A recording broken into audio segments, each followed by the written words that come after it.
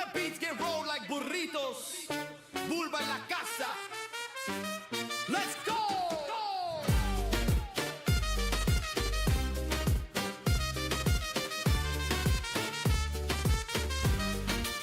From the block to the console, we ride that beat. Destiny rising, AOE heat. Rise of kingdoms, got the crew on the street, but we play with a heart that can't be beat. Fortnite drops, COD snaps clean. Burrito gang ripping on every screen. We ain't just gamers, now we a dream. Raising funds for St. Drew's team. The Burrito gang, roll it, light that flame.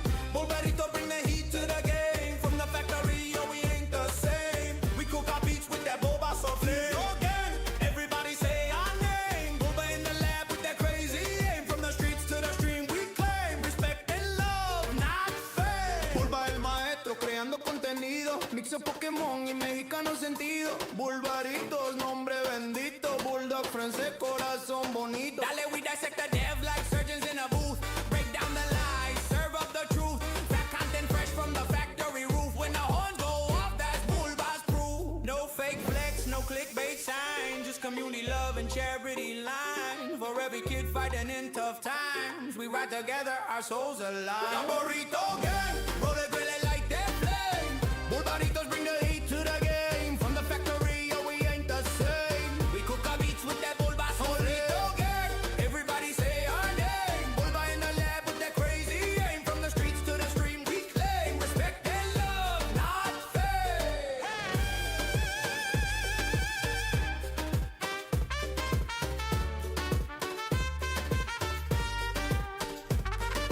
Bulba the factory done. From rope roots to gaming songs. Burrito gang, we carry on. Faith, family, flavor forever strong. Yeah.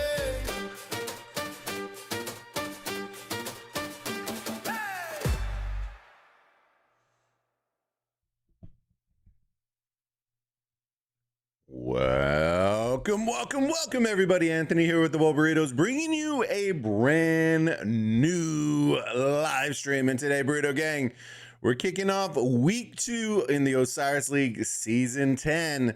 We're back in group play, and we're going to be floating around today, figuring out what's going on and what's what. So if y'all know of any good matches today, we will have a starting point. But if it gets a little out of control, we'll flip flop and find y'all the best matches that we can find today. So yeah, if y'all have been enjoying all the Osiris League content, I know y'all been leaving comments on the videos afterwards. Continue to do that. Let us know. And do us a huge favor, smash that like button on the streams, helps us out with that YouTube algorithm. If you haven't already subscribed to the channel. What are you waiting for? And hopefully y'all are having a fantastic weekend. I apologize for my hair. It's getting wild and free. So look, it's like I got a little poking in the back now. And I ain't even cool like that. You know what I mean? So we got to get a haircut, your boy. But we rocking the Spurs hat today. It's gonna be a tough one tonight, but hopefully we can pull it out. But until then, boys and girls, we got a day of Osiris League coming in. So hopefully y'all are as excited as I am. Let me fire some music on. We'll talk about what's gonna go on. We still got about another 15 minutes before the first match fires up. But I want to catch up. I feel like I haven't seen y'all in forever. Let me get some music going right now, though. Titan, how's it going? Boba got a match at 5 p.m., 3 p.m. UTC. That'll be interesting. Horus winner moves to top 128. Let me check. I'll check it out here in a second, Titan. Give me 1 second. There we go. I'll have to reset this one afterwards. All right. So let me, what was I going to finish my brain thought? My brain thoughts. Okay, so today's a little bit different today. I'll run it by the crew and see if they're okay with it. At 19 UTC, I'm actually not a backup today. So I'm in, I'll double check it again here in a second. They didn't have me as a backup. If they have me as a backup, then we'll cast. If we're a starter, then I need to see if they're okay with me streaming it. If not, then what I may end up doing is just recording it, and then I can post it later. But we'll see. We'll find out. I don't think it's like a super intense match today, so I don't think they'll care. But I'll find out real quick and see what we're doing. But let me flip over in game real quick. Post it in Rock Chat on your Discord. You asked for time. Yeah. I was hoping for UTC time. Let me see. That's the only one. I'll look at it and see. 3 p.m. for you is a little. Hold on. Give me a second. Let me flip over real quick. Alrighty, let me see. Let me get in here. Osiris League. Oh, you know what I should check first? Let's check this first. Are we okay? So we're in the starters today. So I'll find out from them. Find out from them what's going on. If they're cool, that if they are, then cool. Then we'll stream it. If not, you may not see me at 19 UTC, but I'll let y'all. While we're on Discord or on stream right now. Which one was it? Division 2 Horus Group B. All right, Horus Division 2 schedule. Division 2 Group B 14 VA, right? I think it was this one. 15 UTC. Yeah, we might be on for this one. So we'll definitely be on for 15 UTC. Yo, let's go. Okay. Pre-register. I'll put it into my handy dandy notepad just in case I forget, because a lot of the times I forget. So I open up a notepad. Horus Division 2 14 BA versus ETM. All right. Oh, I didn't put the time. 15 UTC. All right, I gotta hit the music button again because that's the way Spotify works. GG's. All right, there we go. All right, I got it noted, Titan. I appreciate you, big dog. Winner may face. How are they doing? Let me see. 81. They're pretty good. I know of them. I need to remember, I'm pretty sure that the way they used to do it was A, B versus C and D in the bracket over here. A, B, and then C and D, but I don't know why I keep thinking that they switched that up. BE 78 is extremely bad. ETM destroyed them recently in a normal arc. I think normal arc's a little bit weird though, because like we have players that we don't play in with ours either, but I think most Horus teams are a little different though. All right, let me see. Let's look for something. Let me see. I'm gonna pull up the community poll real quick. Like I told y'all last week, I'm gonna start doing this weekly. And then whichever one y'all vote on the most is the one we're gonna start off with. So let me pull up my community section on YouTube. There was a poll that was put up there. Let's see which one y'all voted for. You again. Boom, boom, boom. Horus Realm at 47%. Anubis came in second, 33%. And Sobek at 20%. All right, so Horus it is, my friends. Horus it is. Our MMR is low due to KVK. Really is 2.73. Yeah, that's what I've been seeing. Ours is the same way. Like with ours, where's it at? For Huns with Chadsky and crew. Like ours is showing 1.1, but none of our powers have gotten updated. So it is one of those things.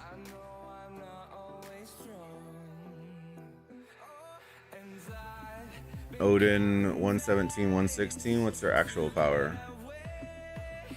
What's their actual power? See you again. 123. Valfa's at 115, but I think he probably hasn't healed. So that's extra 7. Chad's 1. I think I'm up 3 or 4.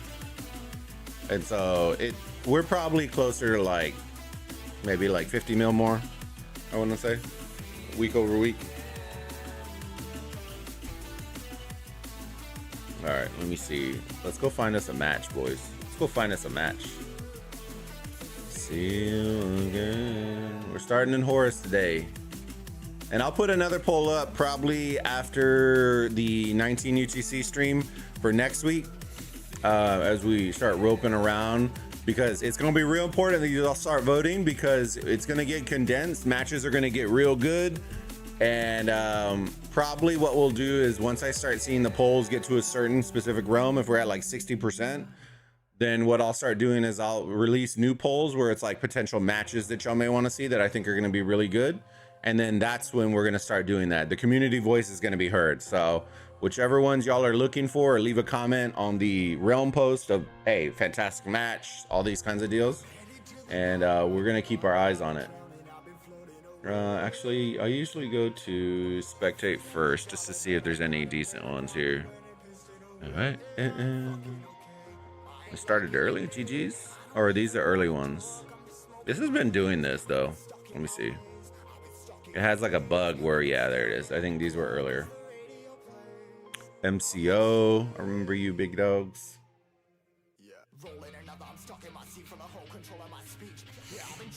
14 VA also is the same as well. 68 million guy is 140 and SR. Yeah, it is what it is.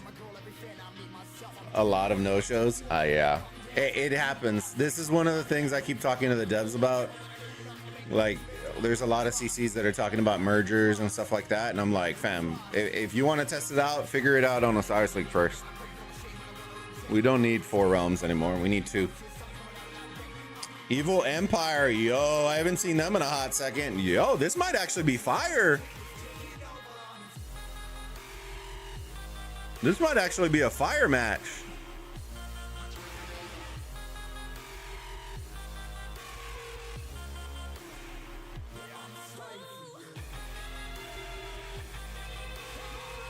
$16A, $37.79. Some of these are pretty decent. Sekai, hi, how's it going, buddy? Good to see you, my friend. See you on Twitch, big dog. I've said this a lot. OL needs to become 2 realms. Yeah, for sure. You were carrying my torch, my lantern, Titan, while I was away. There's our 15 that we were talking about. Yo, y'all are on the featured highlights right now. I'm not gonna lie, this Evil Empire one is looking real enticing right now. I think we might hit that one up. I know Evil Empire. I don't remember this kingdom, so they might have moved. Evil Empire used to be EE, right, Titan?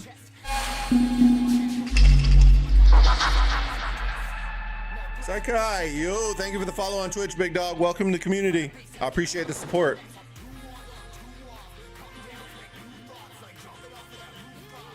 I think we're gonna go with this one. So we're going Division 18. Division 18. All right, that's where we're going. Schedule. I'm pretty confident. It used to be Evil Empire was EE. It'll be this one.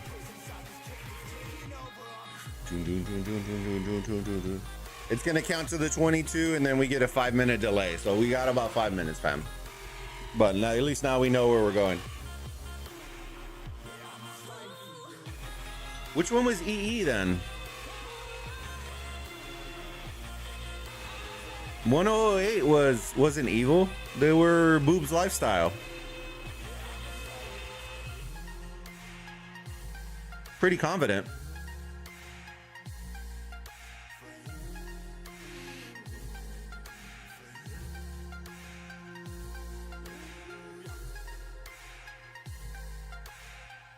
Oh, but didn't they do that weird combo between the two? It was one EE8 or something like that. I think they did a combo, right? They joined. Yeah, you might be right. You're probably right on that one. Current EE is beer, aka 60KA. That was an interesting choice for sure. Majority of EE quit. It happens. It happens. All right, let me see. So we're waiting for it, fam. We're waiting for it. Dude, YouTube is quiet today. YouTube, what? Dude, we're getting the Twitch over here, boys. Sorry, everyone's still waking up. It's 8 a.m. for me. I had to get up a little bit earlier with the doggos. And then I was laying in bed and I was like, do I really want to cast today? And I was like, man, y'all been waiting for it. So I gotta get my big butt up, roll out of bed. And I was like, there we go. And then y'all know the drill. After the 15 UTC match, we'll probably drop it, go get some lunchy, and then come back 19. Actually, now that I'm thinking about it, while we have a couple minutes, let me message them in Discord and see if they're gonna care if I stream it.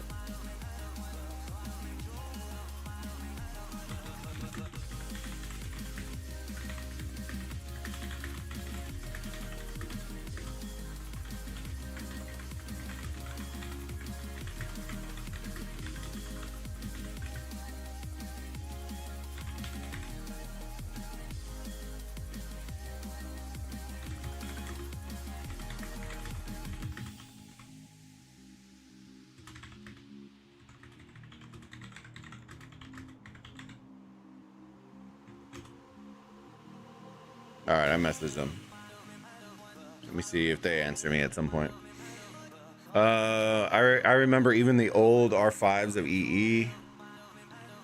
It was an alliance with Dutch leadership, Mufasa, Sirion.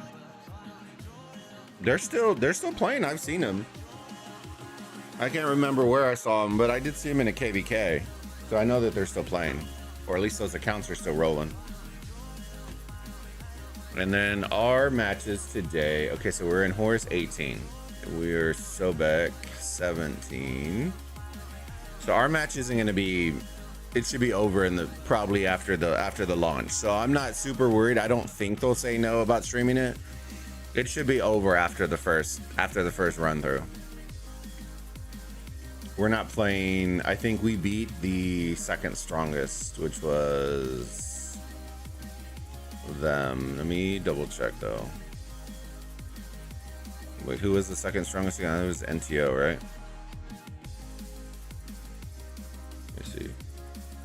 Yeah, we beat the second strongest. They didn't show. So we should have a cakewalk for the next two, for this week and next week. And then if we are playing, it will be the winner of these two. I think it should be Group C, which will be interesting because it will be our first under, what do you call it? It should be them.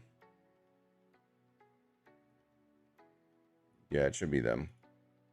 It'll be our first time fighting commander, like at a commander disadvantage in a hot second. And I mean by a pretty big margin. What is that? What, 128?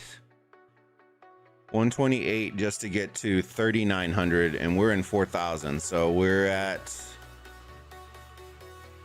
to 4,000, it would be 128. Add 28, so 156. We're 156 kingdoms behind this kingdom that we'd be playing. So they're already gonna be in KVK2 going into 3. So they'll have Saladin. They're gonna have the advantage that it'll be good because they'll have the same commander advantage that we're gonna be playing if we do make it out. Yellen, yo, welcome, my friend. Thank you for support on Twitch. They're gonna have the same advantage that we would be if we're gonna be playing them, if we make it that far, right? I got ultimate confidence in our crew, but it's a good thing to see and to feel because a lot of our players haven't felt what swarming Saladin feels like.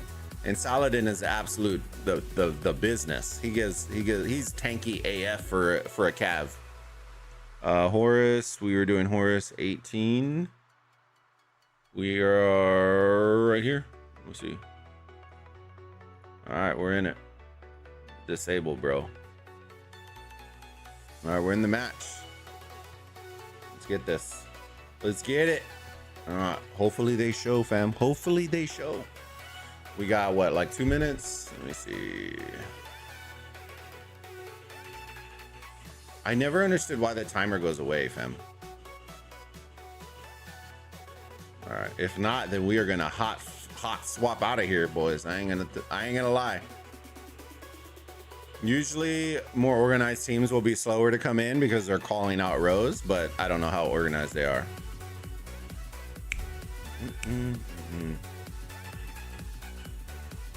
DC, yo, how's it going? Good to see you, big dog. No, we've been good, man. We went to our first card show yesterday. It was fun. It was fun. We were a little rushed because we had tickets for Grogu and the Mando movie.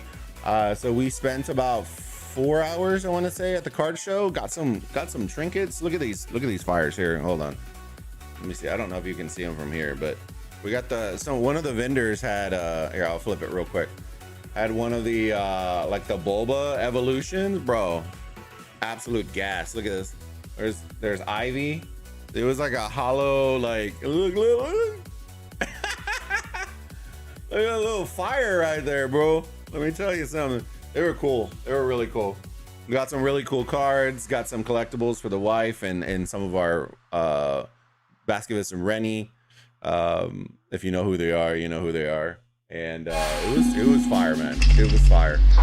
DC resub with the Twitch Prime. Yo!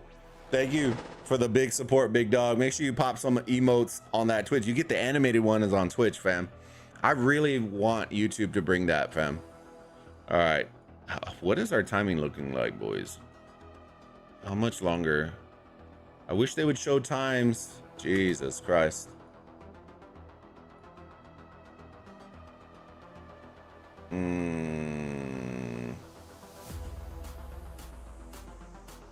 We might be flipping out of here, boys. I ain't gonna lie. Where's the time at, dude? I really wish they would just leave this thing up here for the record. We might be dodging out of here, fam. Misty, yo, good to see you, Misty. Looks like a no-show 10K point art. Yeah, that's what it's looking like right now. Titan, if you know of a good one, let me know. I'm looking in Horus though. All right, we might. Yeah, I think we're bouncing out of this one. Yeah, no, we're definitely bouncing out of this one. All right, let me get out of here. Quick moves, boys. Quick feet. Quick feet. All right, let me see. Nope. Oh, we're in Sobek right now. Let me go to Horus. U 2.1, 2.2. What is this one? Division 8. All right, Division 8. Let me see. Sobek. Horus. Let's see. Oh, dang, I forgot the names. I think it was this one. Crap. Question mark. I forgot the initials, bro. I forgot the initials. Horus Division 8. It was this one. 16A.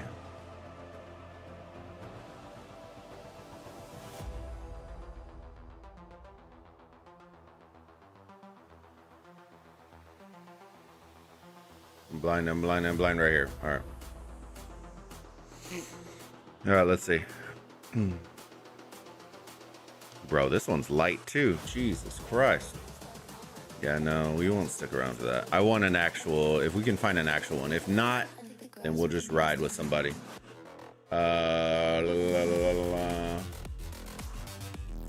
Doing a behemoth raid in COD at the moment. Hey, yo, rock out, big dog. Rock out. See, spectate. I don't want super low.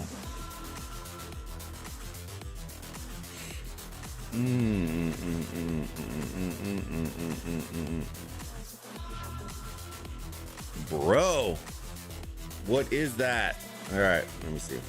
And then, honestly, I'm kind of surprised. I kind of wish it's not the system's fault. Okay, so we're gonna have to look low-key for one real quick. Let me see real quick. Let me see if we can find one. If not, what we may end up doing is 140 now. 16 OT is gonna destroy them. I want to see if there's a group leader that we want to check out. Let me see. Alt 1.3. Yeah, that's gonna be destruction. Yeah, that's not fun. 11. Yo, I kind of want to see this. Give me 1 second. Kind of want to see the boys. Yo, we have a proper match. Let's go. And I got in here because, yo, I was like 11. That means that Lion, all the crew have to be in here, right? Hope.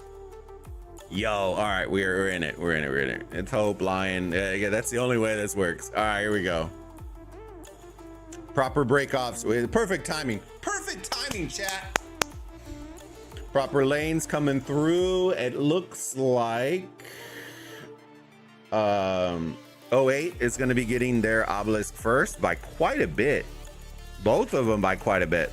And this is the difference you're going to notice. This is the difference between when you have a proper break off. Dude, this could be over really quick. Dude, I think they're just going to run straight for the obelisk.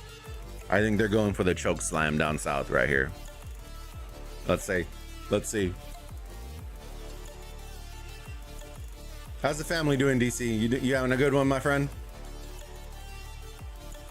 I'm on Twitch too. Yeah, I do Twitch and YouTube.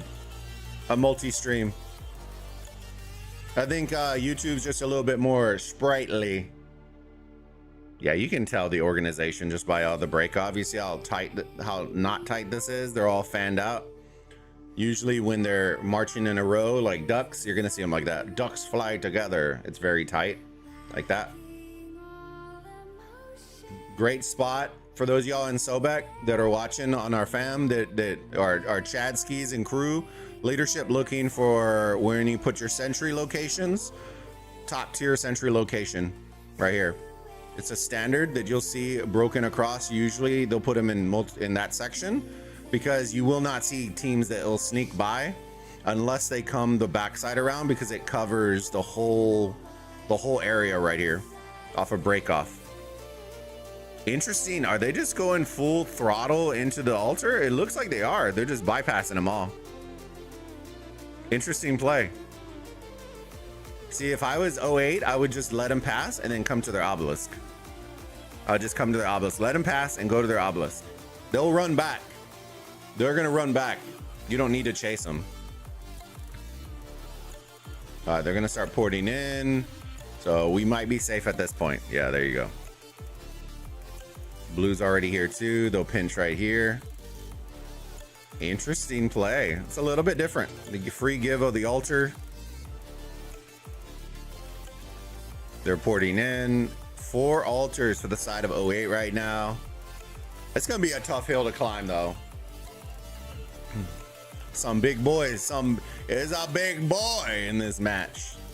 All right, we're looking for fights. Okay, we got some fights up here. Let's get in here. Let's get in the tussle and bustle, boys. We're in it. We're in it.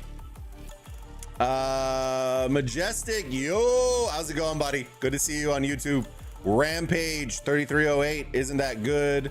We beat them in an OL recently after their migration. Nice, Rampage. Yeah, I would say so. This is the difference that I would say. There's a good understanding once there's a certain threshold that where power means just more troops and it becomes about strategy, and that's always the fun threshold. When you're in Horus and Anubis, it's usually around the 2.7, 2.8, where you'll have like the decent, really good accounts, and then it becomes about just how much are you going to heal kind of aspect. So you'll see it's not uncommon to see a 2.8 billion beat a 4 billion. I just jumped in here because I was like, hey, yo, it's a legit match. People showed up, and we have some top names in the game. Like, people will recognize regardless of what's going on. So that's always exciting. I think, honestly, I think the accounts are going to kind of run them over, but it is what it is. You know what I mean? Oh, God. There we go. Yeet. Oh, yeah. We got the archers already rolling in the field. The new archer. Yo. Looks like he's getting bang, bang, boom, boomed as well. Do I see a Herman in the back? Herman in the back.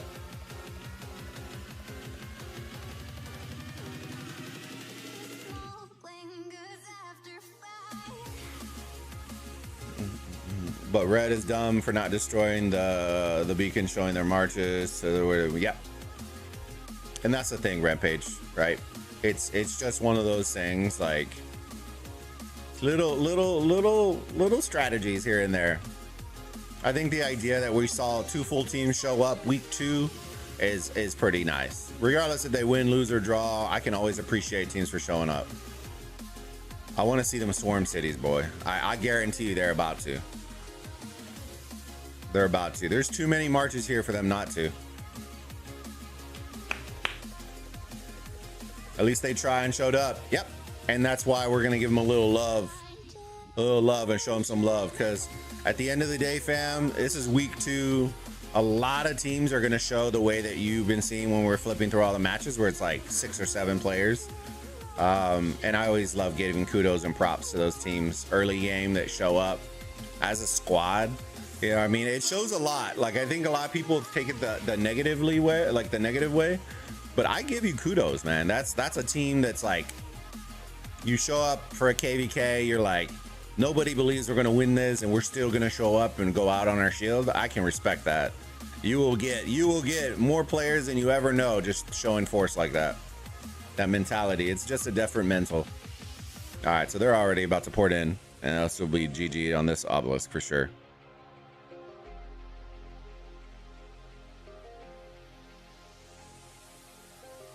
Disastrous, yo, good to see you, big dog. How have you been?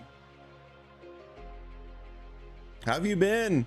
Bro, that animation is like 30 minutes long. What is that? Did y'all see that? Dude, a fire tornado that lasts an hour. An hour animation to load in your city. Oh, bro, they're in it. They're in it to win it. Oh, they're holding it here. Get in it. Get in. Everyone TP really, really terribly. Protect it. Oh yeah, they're in the absolute blender right now, boys. In the blender. Rampage. I miss the days when games were bigger than even in qual groups got big upsets. So that will start happening here in a couple weeks, Rampage, if there is going to be any, which I haven't double checked to see if there's any groups of death. Usually there's at least one, but I will tell you that is kind of one of the main draws that I did not like about the update for Osiris League that they did last season, right when they mixed and matched the groups. I'm not a huge fan of that. I'm really not. I think it took away the competitiveness of certain realms.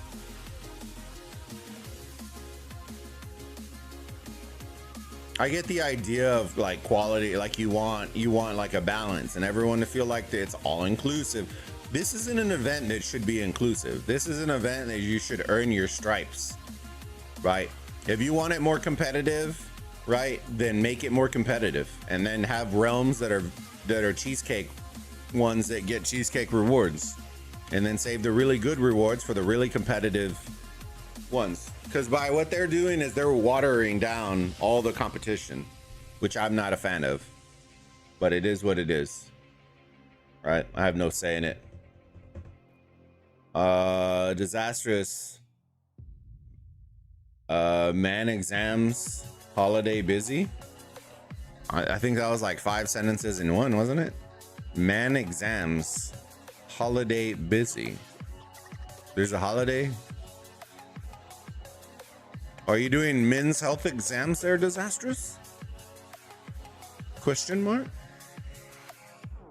DC, we're doing good, just chilling. Our anniversary is on Thursday. Yo, congrats on the anniversary, my friend. That's huge. Congratulations, my friend. Make sure you tell make sure you tell the wifey congrats for us.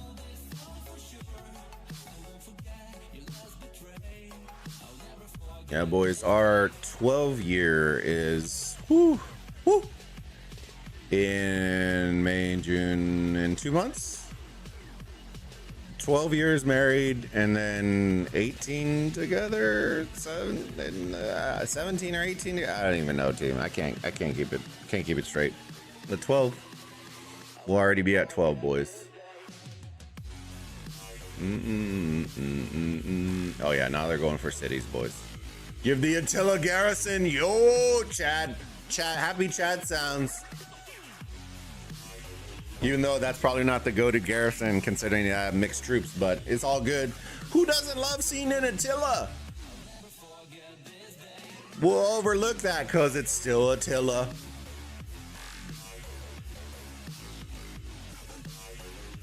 University. Oh, 7 years married and 10 years together. Yo, man, she put up with you that long, DC? Jesus Christ. Woo-hoo! Did you get her a trophy, DC, as a gift? Congratulations, most valuable player award. I think every wife deserves that, man. You know what I mean? Like a little MVP trophy. Like you can just get like a little baby one. Most valuable partner. You know what I mean? GG's. I ain't dumb. I know who holds it down. You know what I mean, team? But at the same token, she holds it down, but I keep her well fed. You know what I mean? Like she's eating sandwiches and salads if I'm not cooking and not buying her food. You know what I mean?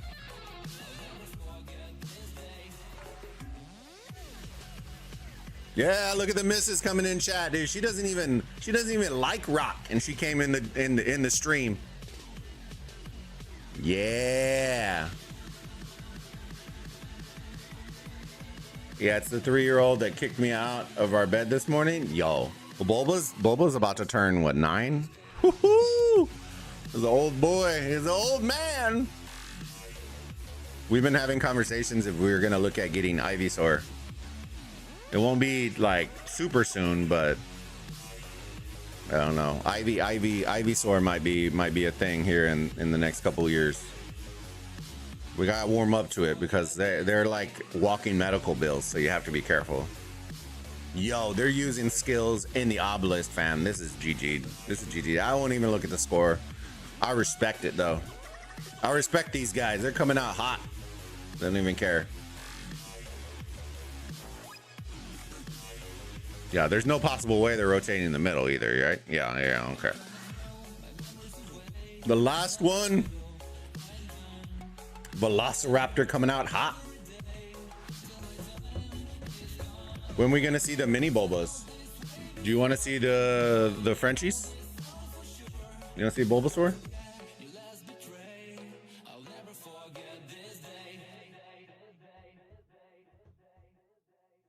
I got a boxer named April, so I know. Oh, yeah, dude. Funny story. Bulba story time as we're watching Death and Destruction. Bulba story time. Sadie Mae, our black lab. Sadie Mae, our black lab. We got her at a rescue shelter, and so she used to have a lot of energy being young. So we used to take her in Charleston when we were in South Carolina. We'd take her to the dog parks and she would run around and she was all like super energetic, like the dog that was just like crazy. And there was this one time there was a boxer, right? This boxer wasn't having it, right? She was just like running around doing it. I never for the life of me knew why they called them boxers, right? I just thought it was the hands, like the white. I thought it was just the hands, right? It was just a thing. Homie legitimately got on his hind legs and jabbed her in the face, bro. I was like, bro, we were crying in the dog park. She freaked out. She like, so now to this day, her arch nemesis are the boxers. It's like PTSD all over again. It's so funny, dude. Just got up.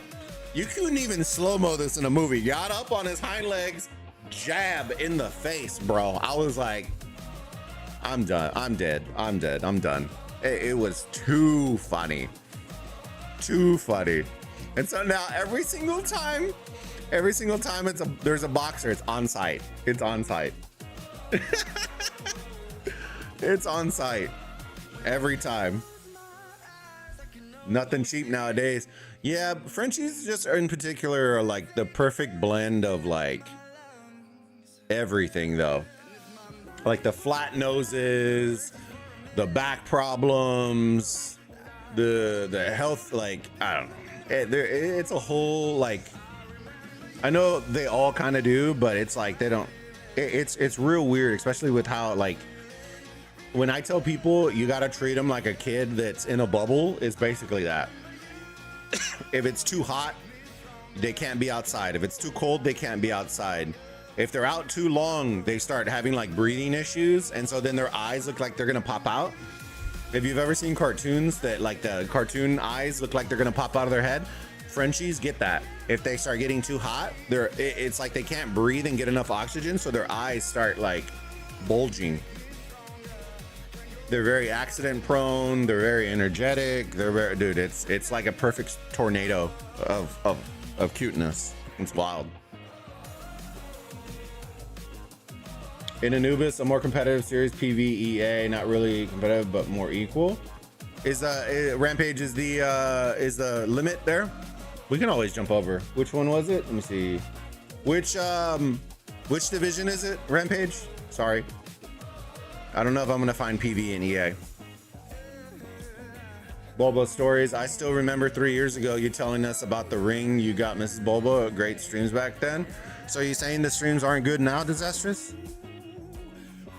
I'm just kidding. Just kidding. I'm really glad you're back. I appreciate you, big dog. Yeah. No, we're back. We're back, boys. It doesn't matter. Even if we're just chilling, entertaining. This is the fun part of Osiris League is a lot of people don't realize. Let me see if Rampage, can you let me know what division it is in Anubis? And we can check it out.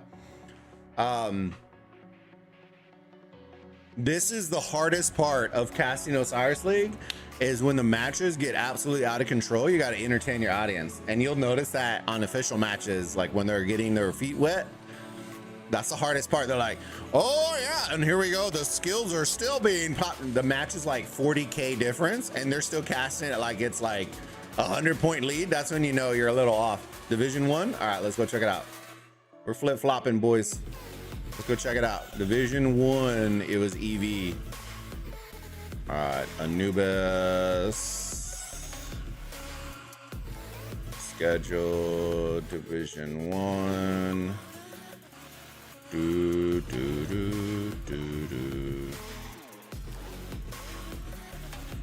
PvEA, AE.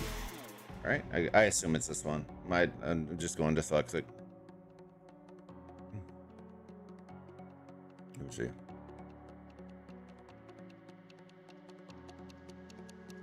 $15-4. This one.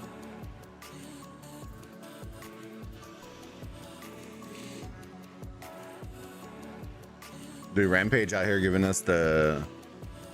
Nah, bro. This is going to be as lopsided as the other one. Yeah, they're about to gang. Literally, GG'd it. Gang it. DC, love my... That's great. Also, if I want a beer, I tell my daughter to bring me a potion. Bring me a potion. Oh, man, you'll love our DC. Have you met Baskovitz and Rennie, our IRL friends? They stream too, but he plays a lot of like Dark Souls and like those kinds of games. And oh, what does he call them? He calls the potion something. Bro, I just went blank. Apple juice. He goes apple juice. Like he tries to keep it apple juice, and he's just like chugging the health potion. Dude, it's so funny. Apple juice. Dude, bro, how haven't you taught your dog to bring you a beer, man? That's a elite training force there. Disaster. My favorites of Osiris League time, when Sneaky Tactics first came out. Forgot which team used it so well. One, yeah. We probably have it recorded. I don't know about the first time it was used, but I know the first time I remember it being like and fantastic is still on this channel. Was closer 8 minutes ago. Hey, it's all good, Rampage. I appreciate you, big dog. Hey, but they haven't lost their obelisk, so there is a dream. The 4 altars is definitely gonna kill them though. We'll just give him a little shine. Look at that, a little Tilla. The archer meta hasn't kicked in on some of these kingdoms yet. Rampage looks like even that one went left. Yeah, it's going left. Oh, what was y'all know the drunk NASCAR meme guy where he's like wearing his glasses? He's doing the interview on the beach. He goes, "I don't know what's going on." Oh man, I forgot what he says. The wife knows it like by heart. It's pretty funny. We're going fast and we're going left. And he's like, he's like shotgunning a beer. Dude, that's so good. We're going fast and we're going left.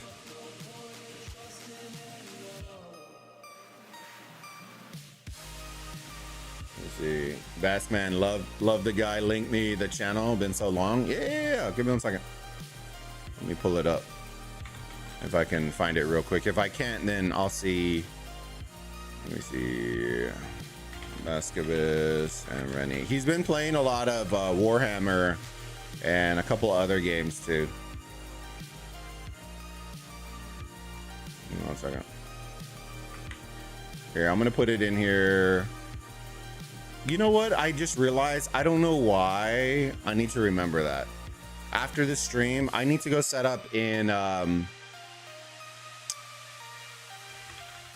Bascabis and Rennie channel.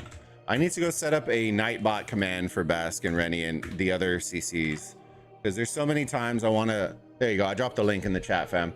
If y'all enjoy other games, Warhammer, Dark Souls, some of the funniest streams that we've had are when he plays South Park. Absolute fire. So if y'all enjoy variation content, go check them out. They're very funny. And Rennie plays too. His wife. So they're a husband-wife duo. I still need to get Mrs. Boba on here, but she usually wants to play scary stuff, which is kind of like... Maybe I'll do a scary stream for y'all because we hit the 6K. Should we do that, Sheem? Should we do that as a reward for y'all? Every time we hit 1K extra on the subs, we do a scary stream for y'all? Would that motivate y'all? Would it motivate y'all?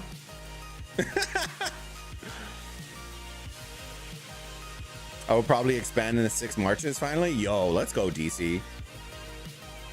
What's gonna be your 6th one? Which troop type? Which troop type you going? Oh, we're picking off some structures. You love to see it. They're losing the arc, but they're gonna pick off some structures, boys.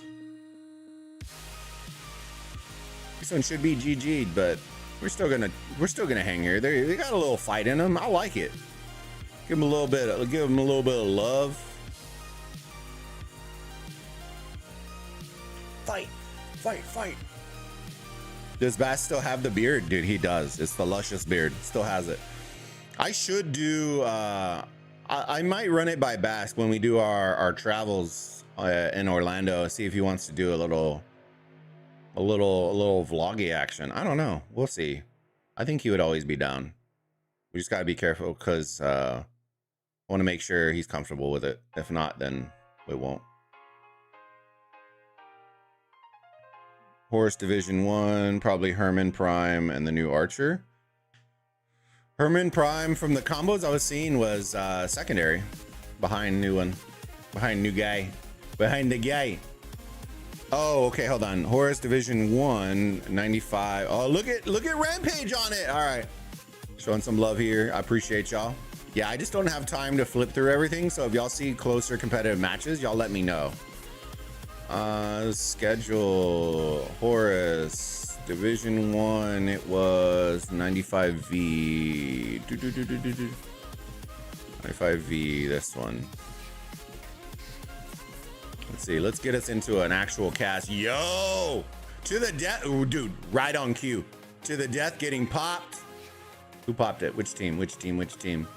95V popping it. So we got blue popping it there. Let's see, where's the arc? Dude, why? Oh my God, they popped it. They should have saved it. This guy is gonna be gone. First arc was captured by LV. They're up by 2K right now. This arc's gonna be worth, so for the second one, will be worth 3,500 points. Let's see if this guy, oh, I think he's gonna get swarmed down before. Oh, maybe? Question mark. He might be able to get him down. If he can get him down, they're gonna be good. But popping to the death right there didn't really make sense because I don't even think there were 30 marches around to get the buff.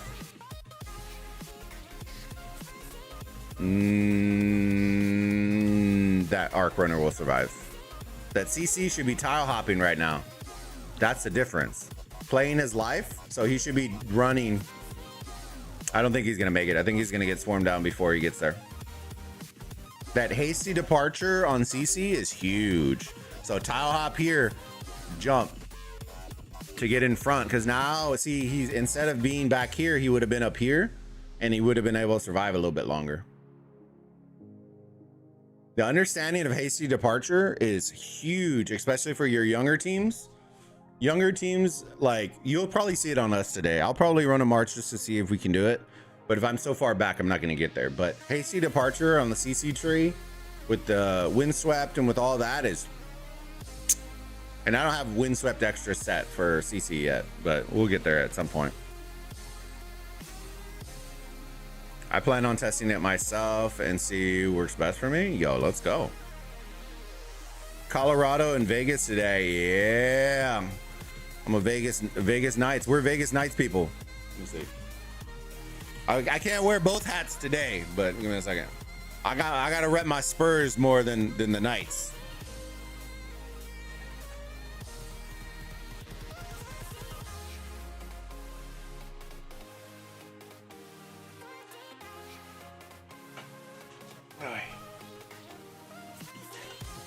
Yo, yo, yo, yo, yo, yo, yo, yo, yo. Here, give him a little bit of shine right there, boy. Boy, let me tell you something.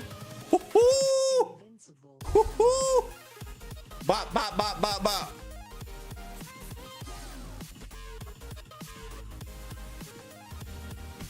Tell me something good. All right, let me see. So double Anubis on blue, which is, I'll be honest, is useful. But they needed that art cap. So let me see what they're doing. Two altars. So we're pretty nilled up on the points per minute. In favor of 95V, which is good. You want that for the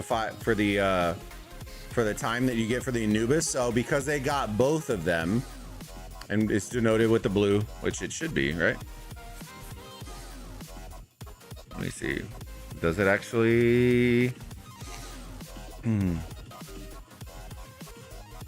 I kind of wish, I'll be honest with you, I might bring this up. I kind of wish they would add a new section for like additional score from Anubis, so that teams could actually see, oh, we only scored 800 points in the 240 seconds. Because it doesn't really show when you get the Anubis what points were attributed to having the Anubis or having both Anubises, right? Kind of wish they would do that as their breakdown, in their point breakdown. I don't, for some weird reason, I just don't feel like it's as beneficial as a lot of people may think.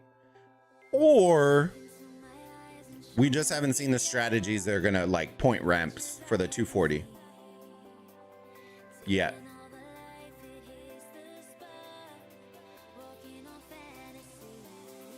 Which I think is probably that more than anything is that.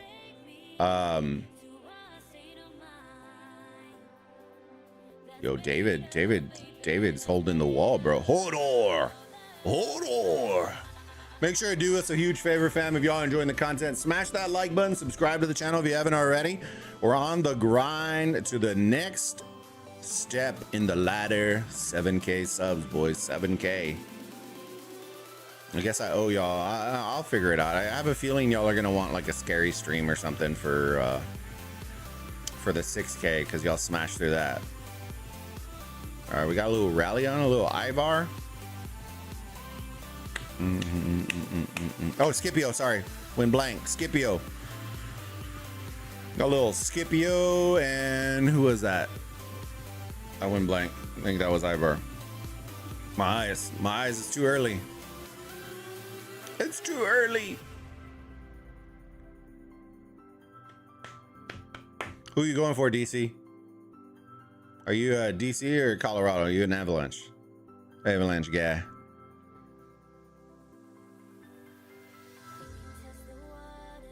There is a correct answer, sir. Just kidding. Nah, Spurs play tonight, man. Oh, dude. I don't know. I can go on for days talking about sports. I'm excited. I'm happy about the Spurs and where we're looking, but I think some of the stuff that we're doing is just, I don't know. And as an avid basketball guy, growing up, like I grew up playing and always doing that. I get it, some of the stuff, but some of the stuff is just like, dude. Going for Vegas, but more of a Dallas fan. Yo, DC, let's go. I have a Stars jersey in the thing. One of my coworkers is like a super fan of the Stars, and I usually rep all the Texas teams, to be honest with you. Like I'll rep them, but I'm not ride or die. But like if there's a Texas team versus a non-Texas team, I'm always going Texas teams, always. But if it's Vegas or Dallas, then it's Vegas. I hope they win by 1 goal if they play each other, but they still win. You know what I mean? Ethical ball needs to win. It's not just that. Part of it is when you have a guy that's 7'6", bro, and it on offense in particular, right? On offense in particular. On defense, fantastic, right? I love it because he's where he needs to be. We're good, right? We're playing tough, but on offense, bro, he lives like 30 feet away from the basket. And I'm like, bro, we have nobody in the middle for rebounds or to take it down low or to do like, I don't know. I think that's the issue that we're missing right now is that there's just no big in the middle. And so what you're seeing, right, as a player who used to play, right, what they're doing, they're pushing him as far out as they can before he gets the ball. So once he gets the ball, he's on the 3-point line, and they know that he's not going to take them to the hoop from the 3-point line. And they'll live with him shooting threes all day. I think a lot of people see like the splashiness of 7'6" shooting a three. They'll live with that. He's not going to make 10 of those in a game. He might make like 3, right? But if you have your 7'6" guy shooting 10 3-pointers, bro, you're going to lose. You're just a recipe for disaster. And he's just not making enough. He's not making enough in the paint where it's making a difference. And that's the issue that I have right now is we have the biggest guy on the court that doesn't even have the most rebounds. And I get it. If you want to float him out and let him do his thing, then boom, we need to be running double bigs, right? We need to be running both bigs when he wants to do that. Have our big body down below, have him floating around doing his thing, but we still have somebody trying to get offensive rebounds that is not having to crash all the boards. That's the big draw right now. That's my big issue. There, you watch it. When you watch today or watch back the other ones, if you do, just watch before he catches the ball. When they keep pushing him, they're literally pushing him, and by the time he catches the ball, he's on the 3-point line. He's nowhere near the block anymore, which is where he needs to be when he catches the ball. The point of contention is there, right there. So it'd be interesting to see if they start adjusting to that. You saw the double big at the end of yesterday's the last game, and it looked better because we still had people crashing, but he was in foul trouble, so it made it an issue. But we'll see. I'm still proud of the boys, though. Still proud of the boys. Don't lose to those bums, dude. You know, when the opponent team falls every single time they shoot the ball, you know, it's, I don't know, dude. I think this is a must-win game for the Spurs. If we lose this game, I think we get knocked out next game. It's not that I don't have confidence, but momentum is a big thing, and if you lose both on your home court, it's a wrap. Now, if we win this game, I have confidence that we will probably lose the one in OKC, win one in Spurs, and then take it to 7. And I'm not sure if they're ready for Game 7 Western Conference Finals, but it gives them a shot. I don't think this is ending in 6. It's either going to end in 5 or end in 7, in my opinion. I think if they double lose in San Antonio, they're taking the L in OKC. I don't think I also think Wemby needs to have 40 in this game. If he doesn't have 40, we're cooked. We're cooked.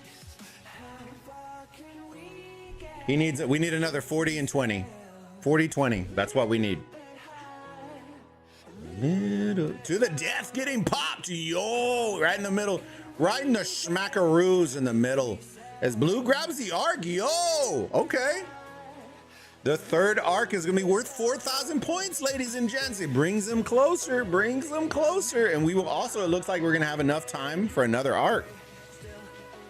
Ooh, we're opening them back in. See, all the sports talk team is bringing them back. The competitive juices are flying back into this match. 95 said, hold my beer, bro.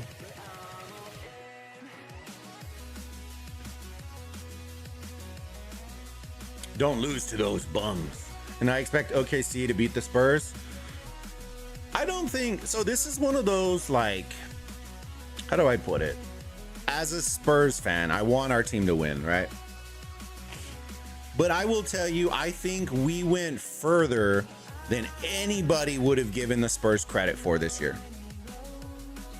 Right? And that I'm happy about and excited about. This is the push, the kind of push that the Spurs, this young crew and group needed to get under their belt, to understand the grind of the minute grind, the physical grind, the differences between regular season and postseason, like the physicality of it, the difference in the officiating, the atmosphere changes between road games and home games. Like, it's a whole other animal. And so it's like, as a Spurs fan, right, do I want us to win a championship? Yes. Right. But I think we have a group that once we get some stuff under our belt, bro, you're gonna have to, like, drug us to get us out of the finals here in the next 5 to 7 years, bro. It's gonna be wild, dude. I think the missing pieces are becoming very evident right now in this series, that our bench is too weak. Our bench rotation is too weak. Our sixth man of the year was a no-show all playoffs. Gee, what a surprise. That's one of the biggest things that's pissing me off all postseason. Our sixth man of the year is a no-show, right? And I think the minutes and fatigue is really different because we did a fantastic job during the season of load management with Wemby, and he never had to play 50 minutes a game. He never had to experience that. And now he's had to experience that, like, 6 out of the last 10 games that they played, he's had to play 38 to 40 minutes. So I think the conditioning aspect of it is a big eye-opener as well. So I think all in all, we're going to take a lot back from this postseason, and we need an enforcer. Like, we need one. We need a Kevin Garnett. We need a Perkins. We need a bad boy that will defend Wemby. Put him in the game, let him do the hard fouls, take out the garbage. We just need that guy. We need that dog. We just don't have that guy. We just don't. We need that old school 90s basketball. You mess with Wemby, you're getting clotheslined, right? Like, we need that guy. The zero regard for life. Like, we need that guy. Guard play, we're great. Talent, we're great. Bench, we need a ton of help, and we need an enforcer.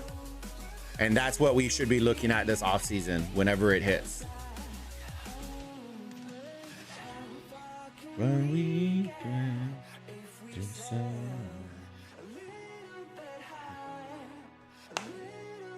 doesn't mean I want backup big, not good. He's great, man.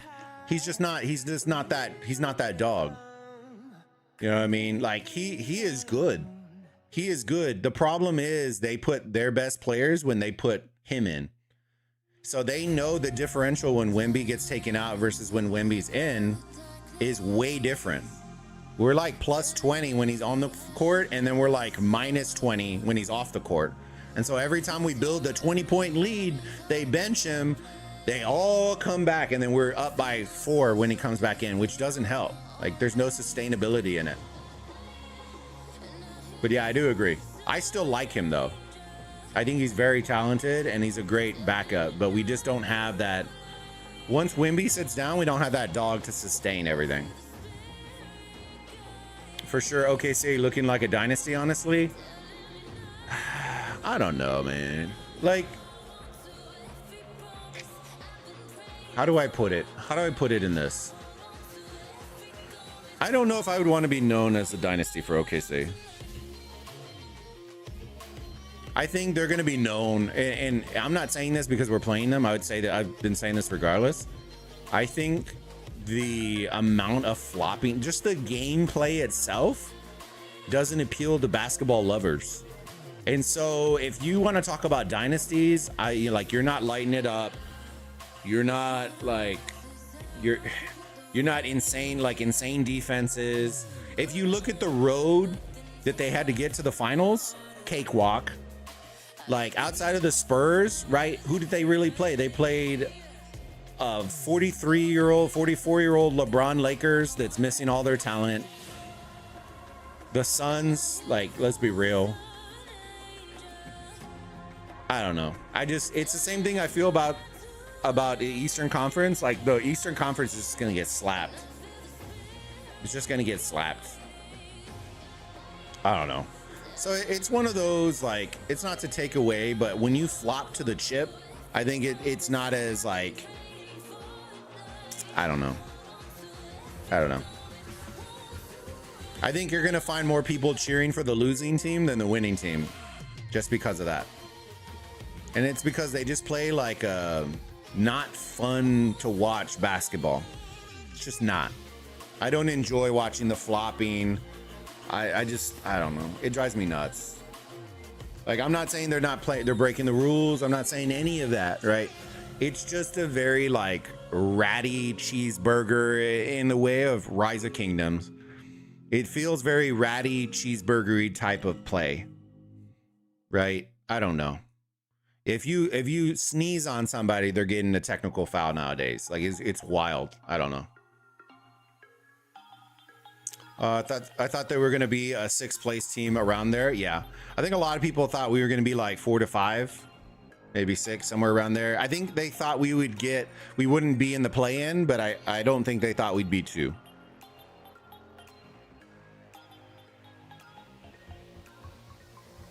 Dylan Harper would have been Rookie of the Year debate if Fox wasn't there.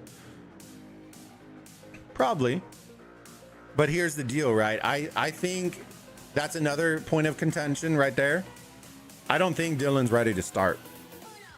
I think, if anything, Dylan Harper is the 6th man of the year, not Keldon Johnson. I think Keldon is the guy that brings the energy, but Harper's that brings the talent. Galati, yo, welcome. Thank you for subbing on the channel, my friend. Welcome to the community. I don't think Harper has the game under his feet enough to take this team to a chip.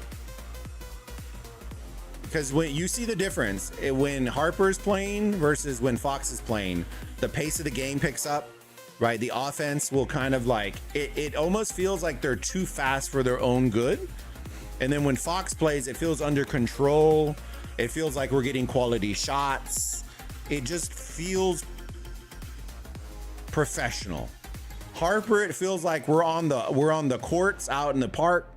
We're just trying to light it up, right? Which is fun to watch, don't get me wrong, but you're not going to win a chip like that, right? There's certain like situations where Harper's out there and we should be getting a 2-for-1, right? In the 40 seconds left in the quarter, we should be getting a 2-for-1, and the game knowledge isn't there, and so then we shoot too late. Then it turns in for a 1-for-1 instead of a 2-for-1. It's just stuff like that. That just knowing the pacing of the game is very crucial in the playoffs. And right now he just doesn't have that. He just doesn't have that. He has the talent for sure. And I get some Ginobili-esque dude, I get it. He just doesn't have that part of his game yet. And so I don't think I would put the crew on him. I think we would have lost a lot more games with him at the helm than with Fox.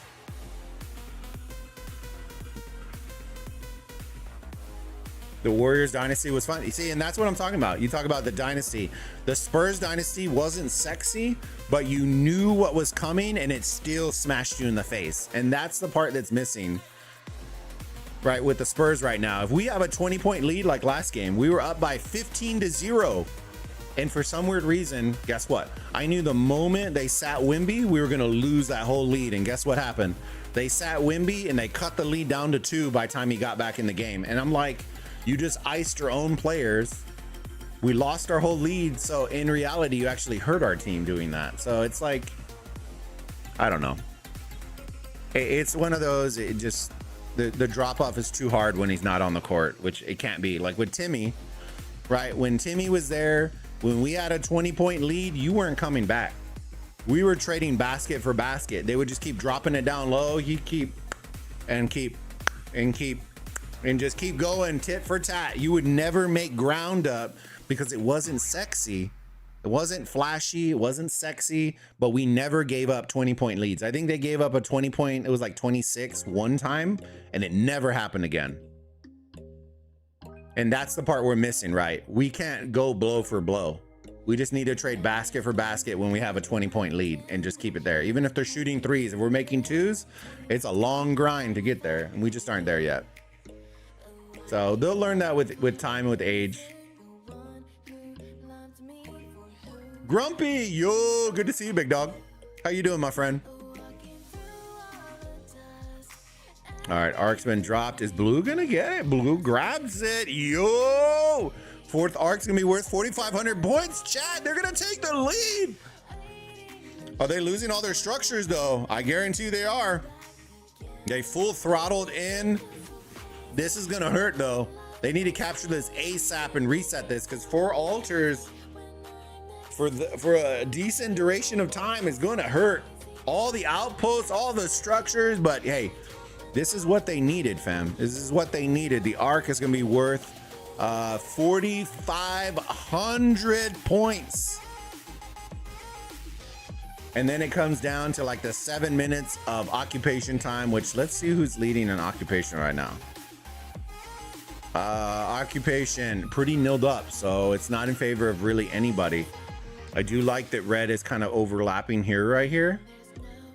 They should be pushing in through the back though. I think these guys should have wrapped through the front over here. And this taking the really long route. They should have a rally coming. Okay, they took this outpost.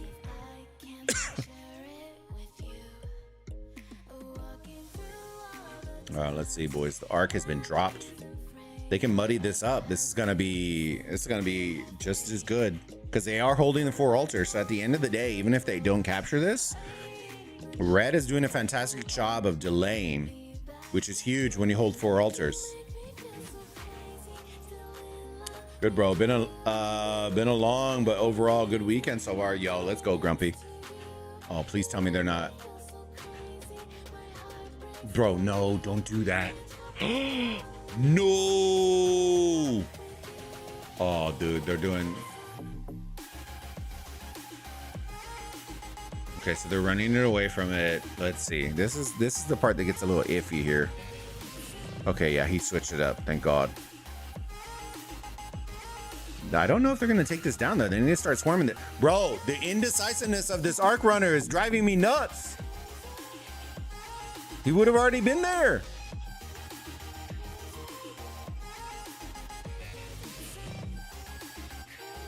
Do we have any red coming? See, we can see this. They can't. I don't think this. Yeah, this guy's running away. So they're giving it up. They're giving it up. You should see blue collapse off of it. They need to start worrying about these altars. The altars are going to be big, though. They're down by 7K now. This might be for nothing.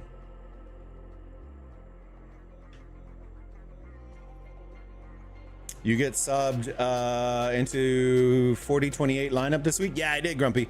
I think they message. I'll check it out after this match. I asked them if they don't mind me streaming it. It shouldn't be. I don't think it's going to be a competitive match. I think we should just steamroll them off the rip. But yeah, they have me as a main this week. Got me as a main this week. Let's hope they have room in here, bro. That's why you don't bring it in here. Let's see if he sneaks it. Let's see if he sneaks it. Oh, okay, you got in. You got in. All right. All right. So they are down by 2,500 points. 2,500 points. That's the name of the game. I don't think we have any provisioning going on either, so it all comes down to this. And they split the Anubises this last rotation, so they do not have the extra 25%. They each have 15, so they're both scoring. Now it just comes down to score, score, score. Yeah, it'll be a good time. It'll be a good time. I don't think the opponent's going to be like, I don't expect much, but it'll be fun to just stream it and have some fun. Assuming they said we're good for it.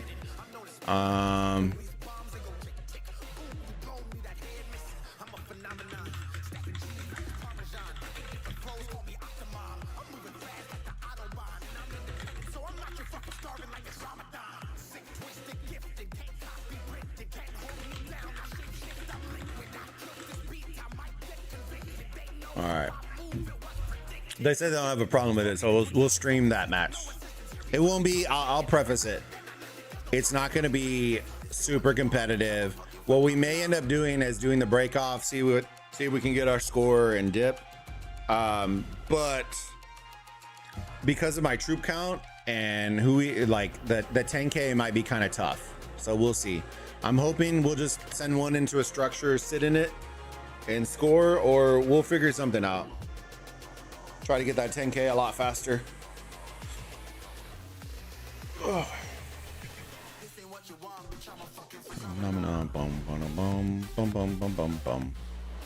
So we are down by 3K now, boys. I'm telling you, those altars. That was a great play for Red. The delay from Red was huge. And the indecisiveness of the arc runner, bro, probably cost him an extra minute. Which a minute doesn't sound like much, but in arc it's a big thing, especially when structures take 2 minutes to capture. An extra minute would be super beneficial. Dude, this QSA, bro, what is that? What is this garrison? Little QSH love? Yo.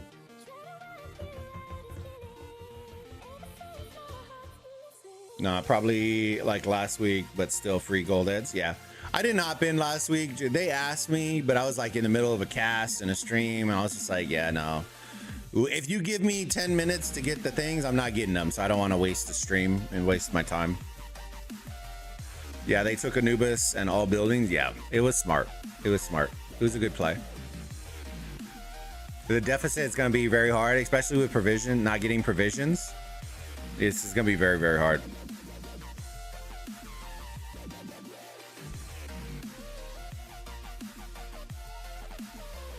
Three minutes.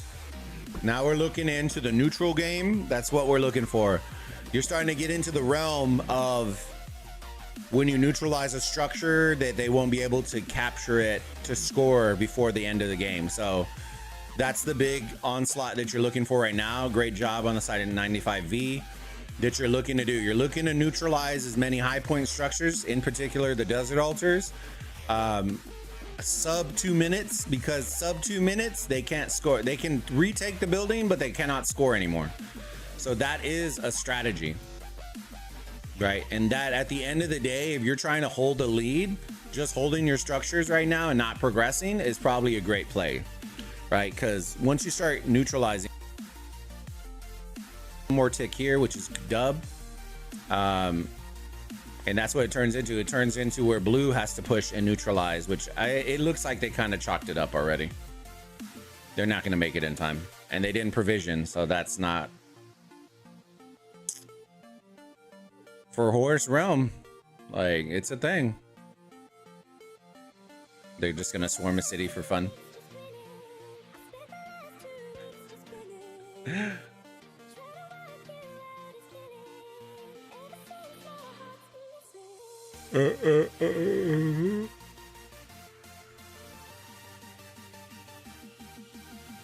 Dang, they're about to lose their desert altar here. Wait, no, that's not garrison. That's just fighting. 1 minute. Now they're down by 3.3. So the altars, like, they did their job. They did their job. For 4410, they can leave it like this the whole time. And Legacy of Vietnam coming in hot. Yeah, huge shout out to Rampage giving us the match, bro. We thought this was about to get out of control, and then our conversation on competitive juices just kicked it into overdrive, and we got us a match. Probably one of the more competitive ones this week, which is nice. It was great.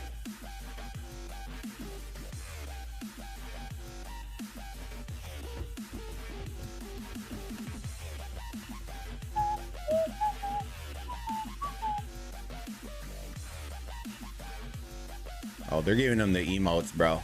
GG's. 15 seconds late. Yeah, you're on television. Ma, I'm on television. Pop the emotes if you're watching the stream.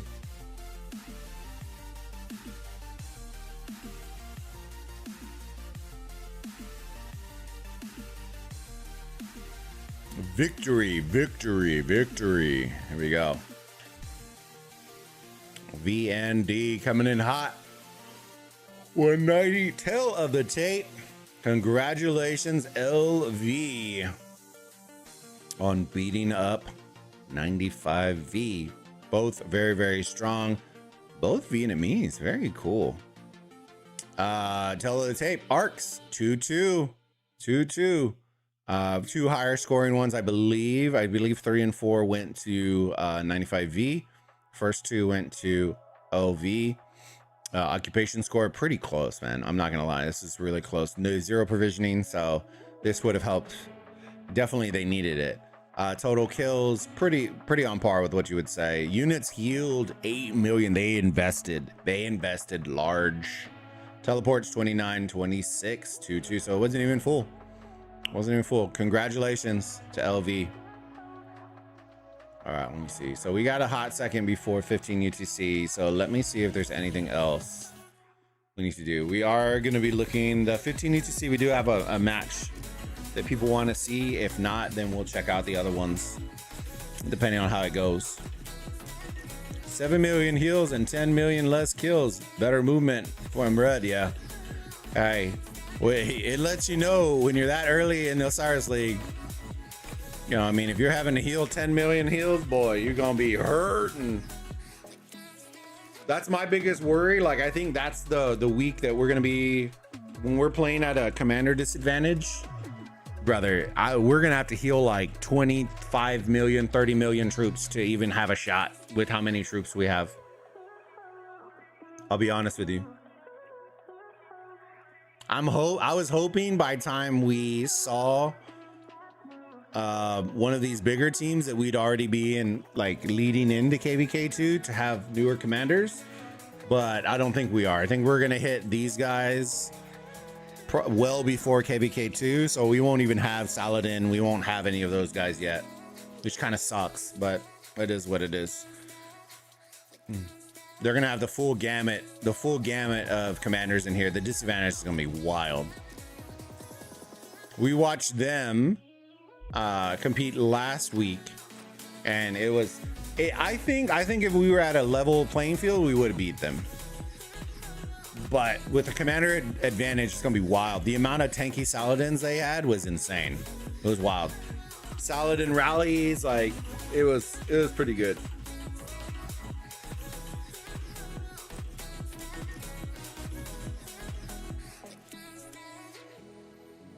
A no-show, Jesus Christ. All right, let's look at some of the Horus. Let's see if there's any 2-2-2-2-2. We're gonna start taking note of how many no-shows, because, bro, it is wild, dude. If this isn't evidence of why they should just condense this down to 2 realms, like, bro, I don't know what is. Like, oh, I skipped 3. That was a decent match. There's the one we started off with. GG's team.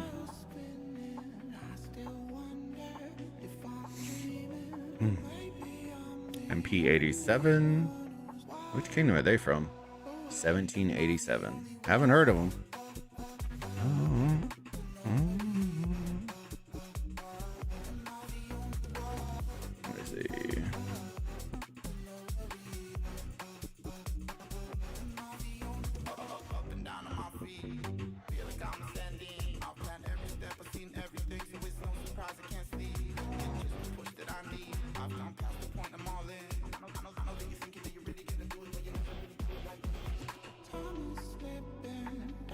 No show, no show, no show, bro.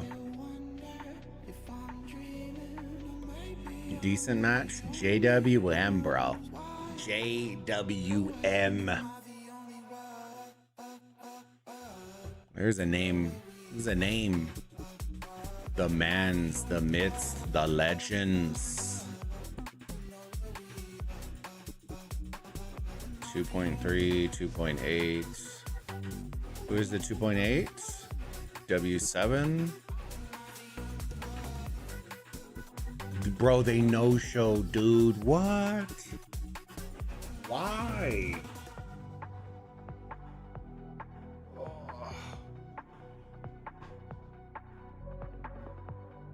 Why, dude? Makes no sense. I was like, oh, we're gonna get... Nope. You're sure not. You're already eliminated. JWM be moving on there. Dang, that's a rip, bro. I always hate it when people just don't shoot their shot, man. Gotta shoot your shot, boys. Nothing, nothing, nothing, nothing, nothing. 74 NV. They were always pretty solid. Did they look? Who did they? MPX? Bro, did they no-show?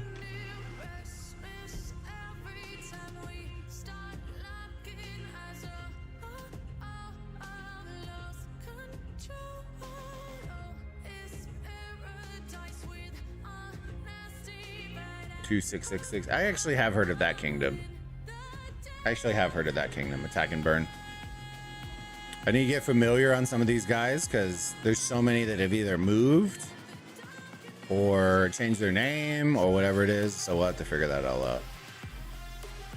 Trying to see if there's any close nail biters there, but outside of the one that we just watched, the absolute units. I think after 15 UTC, we'll see a lot more matches.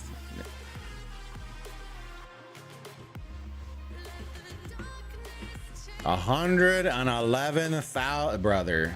What? Oh, so this match might actually be decent. Let me see. MCO 1.9, 3.1. Oh, this isn't Horus. That won't be close. MCO should take that one pretty handily.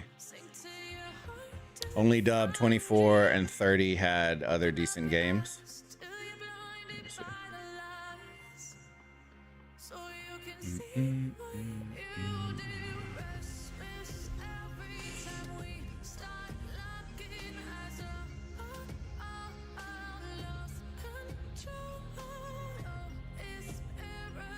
Cooked.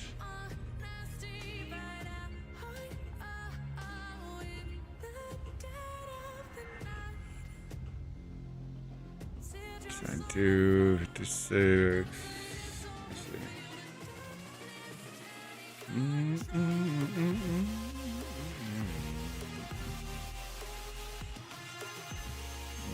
56. Yeah, dude.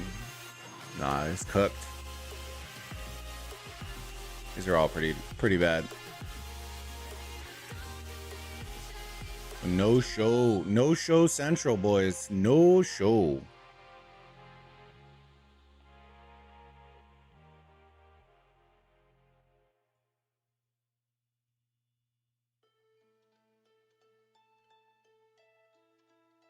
There you go.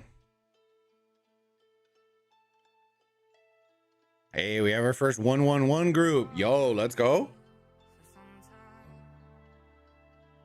We'll see if B7 is gonna win this though. Let me see. With that 1.9.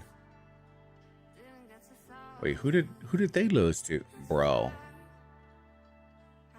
2.7, 3.4. I'm telling you, the 2.7, 2.8 has that possibility. This is interesting. All right, let's dissect this one real quick. Wait a second. This one. So 1-1-1.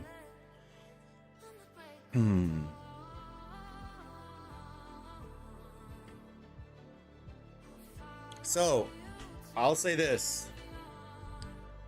The reason that this is so big, right? And I want people to understand this. This is the one thing in the Osiris League that people got to understand, and if you are the planners and this is your first time, understanding how tiebreakers work is a huge deal in Osiris League.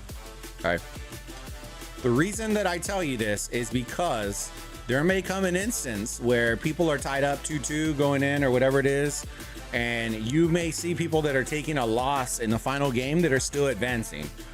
And the reason why is because of stuff like this, right?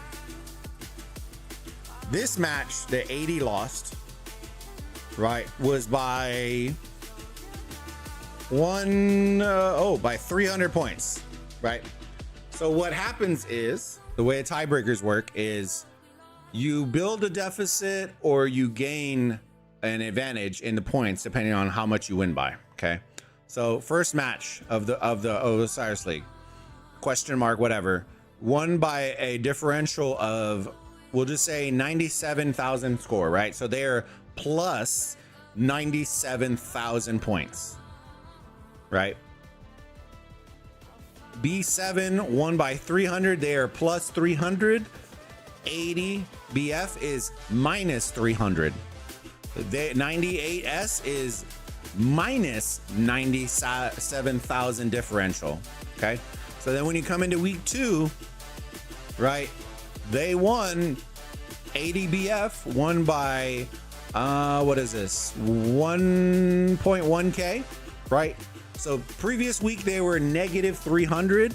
They won by 1.1 this week. They are now plus 800 in their differential in points. Okay. If B73 wins this week, oh, okay. And so now the other side of the coin is, right, question mark lost this week, but they had a 97,000 positive differential from the first week. They lost by 1.1. They are now still positive 9.95,000 differential. Okay, I'm hoping this is making sense. If it's not, please let me know. So even though they won, if this comes down to a tiebreaker because of this first week, they're moving on, not them, even though they won the head-to-head. Okay, that's why differentials are so big, so that if you have a no-show, you ramp that score up as high as possible. Don't worry about it. Use your skills, farm, provision. It doesn't matter. If you don't, what you don't want is you don't want differentials in a tight group to come down to points, and then you were subbing out players and then not provisioning and you weren't taking advantage. Ramp it up as high as possible. Okay, because if it comes down to this week, right, I'll give you an example right now. 98 lost this week, right? If they win this week, it's gonna put the groups at, I believe, 1-1-1-1, 1-1-1-1 going into the final week. And if they crush this score, right, say they no show or whatever it is, right, if they crush this score and they come in this week, it may come down to the points to see who goes through. And that's the part that you don't want. The one that is pretty much out, actually, now that I bring that back, 98 has essentially eliminated themselves because of this. Okay, so what you're trying to see is, if 98 knows they're already out, if they no show for this match, you could possibly see 80 BF leapfrog if they no show and score 110,000 score. Does that make sense? I hope that makes sense. Negative 10.3k first week. Snappo, for which one? It's not 10.3. Oh, sorry. This one is 10.3. Yes. Correct. You were right. My math was wrong. I was seeing 30. I don't know why, but yes, you are correct. Sorry. The math wasn't mathing. I appreciate you telling me. Is it a top team per group or 2 teams advance? It is 1 team per group. The top 1 is the only one that advances. In top 32, once we get to the top 32 bracket, they will do groups again, and then it is top 2 from those groups make it into top 16. There's 8 groups. The top 2, you will see more tiebreaker situations in the top 32 scenario in that bracket play that advance than you will in here, but it is a good thing for young teams that are in Sobek and Bastet to understand how the tiebreaker rules work, because these situations are going to arise and there is only one out of each one of these groups that advances into here. Okay, unless they've changed it, usually the way it advances, if you are the top one in your group and you come over here, it is A1 B1 C1 D1. That's usually the way it goes. So you will know who you're going to be playing based on your group. It is crazy. We have our second match today. Enemy has a like 600 million power. We are at 3 billion. Hey, bro, Snappo, then you ramp that score up 100K. You know what I mean, big dog? I can't tell you how many teams are like, unless your group is water, like just you know you're making it out, right? You're 3-0ing straight out of the group. How many that are like at 2 wins, possibility for a hard match, that are like switching teammates out or playing it low, slow rolling it? Like, bro, you should be, bro, ramping that score up. Trust me, you don't want it to come down to a tiebreaker scenario. I was in one of the most heartbreaking tiebreak scenarios ever in the history of Osiris League. It was a group of death. Some of y'all have been here long enough to know there was a group of death back in the day that had JWM, LIIG, AVG, and I forgot who the fourth one was. But it came down to a tiebreaker scenario between all three of us, and AVG played LIIG. We beat them at the very end of the match, and we're like, yo! And then we had to bust the bubble, and we're like, fam, you didn't advance. Like, we didn't advance because of the tiebreaker scenario. So we beat the team, but because of, we ended up on the same wins, and we lost because of the differential of like 8K. It was, oh bro, it was insane. It hurt so bad. It hurt so bad.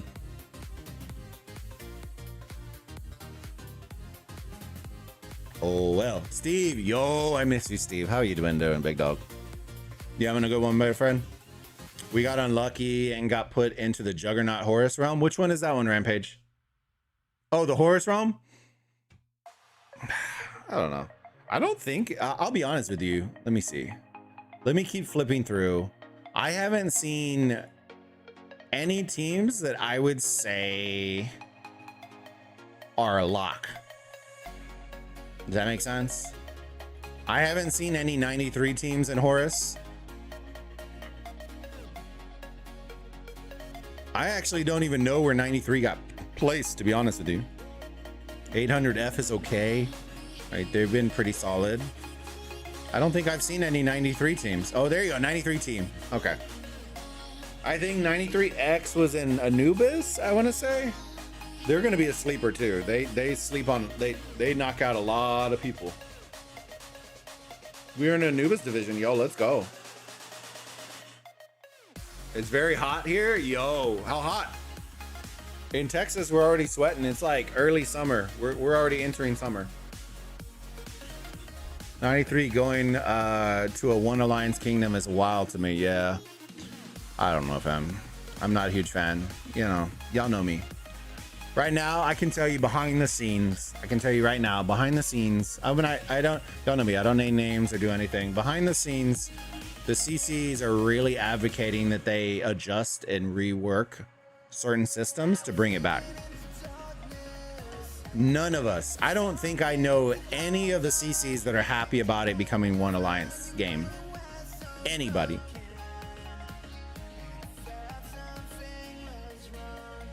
$13, $16, $49.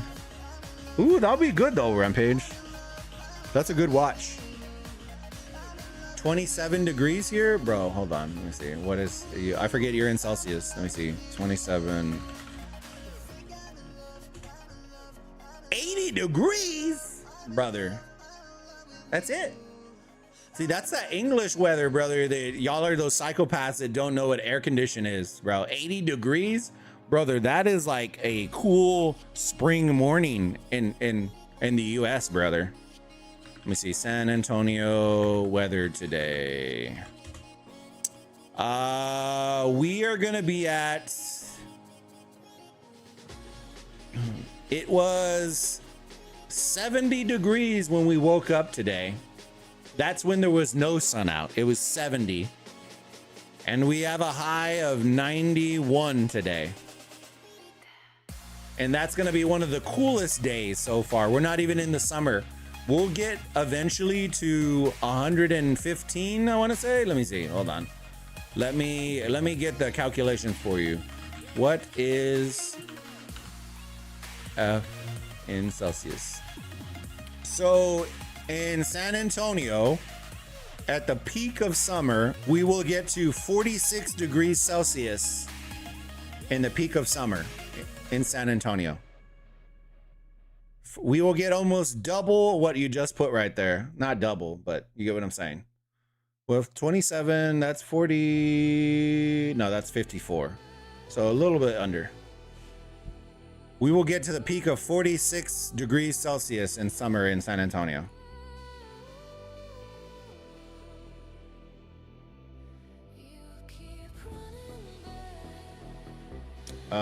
Let me see. 1875, 3308, 3672, 2359. Issue is that other kingdoms didn't go for 2 alliance, although it was possible. I don't think it's about whether it's possible. I think it's about people not liking the idea of having to like. Do I have an intermission screen? I don't. Hold on. Let me do this real quick. Let me see if this works. Yo, intermission screen for the dub so we can chat. I haven't kicked this on. I need to add this on to the thing. Y'all let me know if y'all like the view while we're chatting, and then I can always switch it back to the game when we talk about the game. But that way y'all get my picture a little bit bigger. Hold on. Let me get back to the live stream real quick. What was I answering? Oh, the 2 alliance. It's not about that. It's about like, I think players shouldn't have to rig something in order for something to be available. You know what I mean? You shouldn't have to hack the game, quote unquote, not hack it legally like that. But like, you shouldn't have to hack the system in order to do something, right? At the end of the day, it's what do the devs want from the game, right? Because right now, what we want and what they want don't seem to be aligning. And it's not our game in the sense where we own it, right? But at the end of the day, we're the ones that are playing it, right? So our voice does hold some weight, right? So I think at the end of the day, it's what do the devs want? Do they want an easy ability to matchmake for certain things? Cool. But are you willing to do that at a deficit of knowing that you're probably going to lose a big, massive chunk of your player base in doing that? Or in retrospect, are you going to put in the time, energy, and effort into fixing your game, optimizing certain systems like the domain system, like certain things that are really capping the ability of the growth of the game, which is going to take time, energy, money, effort, but it may increase the health of your eco inside of the player base, inside of your game, over a long-term goal, right? We both know what the selection I would do is, right? But are they wanting to do that? And that's the question that comes out, right? Are we going the easy route, right? That may piss off a lot of people and make people quit, but it doesn't require more energy and money and effort, right? Or are we going to roll up our sleeves? It's gonna cost them money, right? It's assets, it's people, it's employees that have to put in the time and money. It costs them money, right? It's not free. Are they going to put in that effort, that energy, that money that's going to be needed to revamp some of these systems? At least they're not building it from scratch. To revamp some of these systems, to increase the excitement, the growth of the game. Only they know, right? And so we've been kind of voicing our opinions on that in the CC server. And overwhelmingly, almost all of us are for, like, we want the game to go back to its roots, right? I think the issue was always fixing the pilot issue, because you don't want 8 king. Can you imagine if we had the piloting problems that we have currently with the 10 Alliance Kingdom, it would absolutely cook the game, right? And so I like the fact that they are addressing that first, which I think I firmly believe they need to address that first before they rework some of the systems. You can't do it the cart before the horse in this situation, because then the cart will be the cart will dominate and the horse will do nothing. And so the horse being the new upgrades of the systems. I'm gonna give you a hot take right now. Right, I'm gonna give you all a hot take right now. Hold on, give me a second. All right, I'm gonna give you all a hot take right now. My hot take on the pilot system and the new pilot updates and all that kind of stuff and how I feel about it. It's gonna be a hot one, right? I'm a massive fan of the update. Do I think it's perfect? No. I'm gonna preface that right off the bat. Do I think it's perfect? No. Do I think it's completely fair? No. But would I retract it and pull it back and walk it back? Hell no. I think the piloting issue is so out of control that any update to it to mitigate it is going to feel like taking a cannon to the face. It is that out of control, right? Migration systems have been cooked because of it. Kingdoms are being cooked because of it. KVKs are being cooked because of it. It has infiltrated every aspect of Rise of Kingdoms to where no matter whether it was a bullet or a cannonball, it was all going to feel like getting nuked. And I know that some people don't like the idea of alliances getting banned and members and like permission, like all that. I'm all for it 100%. And the reason being is because what Lilith is doing, if you're not catching on, is they are building a system that is going to force leaders and leadership to be more vigilant on who they let migrate to their kingdoms, right? If you know that these 20 people all use 5 pilots apiece, you are now debating as a leader, are you willing to risk your entire alliance getting locked down because of those 20 players? I said it, right? Is it fair to the other 110 players because of that? No. But if you willingly let people do that to your kingdom, I don't feel for you. I don't. I feel for those people that are indirectly getting punished because of it. But at the end of the day, if that's what we need to do in order to control the systems, or at least to regain some aspect of the game, I'm all for it. I'm all for it, right?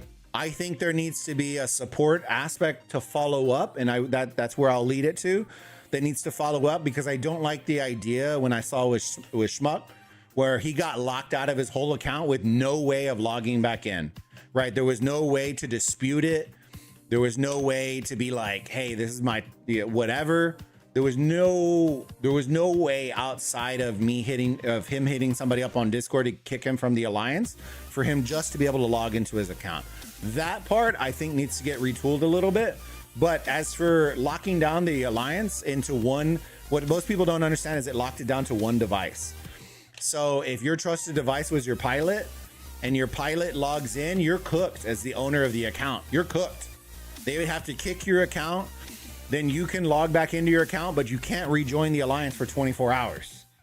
I'd love that. It forces the owners to be like, sorry, you can't log into the account anymore until this ban clears from the alliance. And so you're going to start seeing that. I also am not sure if I like the idea of them I don't know if they put bubbles on the accounts when the alliance starts getting the lockdown. So that's something to look at. But overall, I'm all for it. Nip it in the bud, hit it like a nuke. I don't care. At this point, I think the piloting issue is going to kill the game more than that update. So lesser of two evils. Keep up the good work, Lilith. Keep banging it out.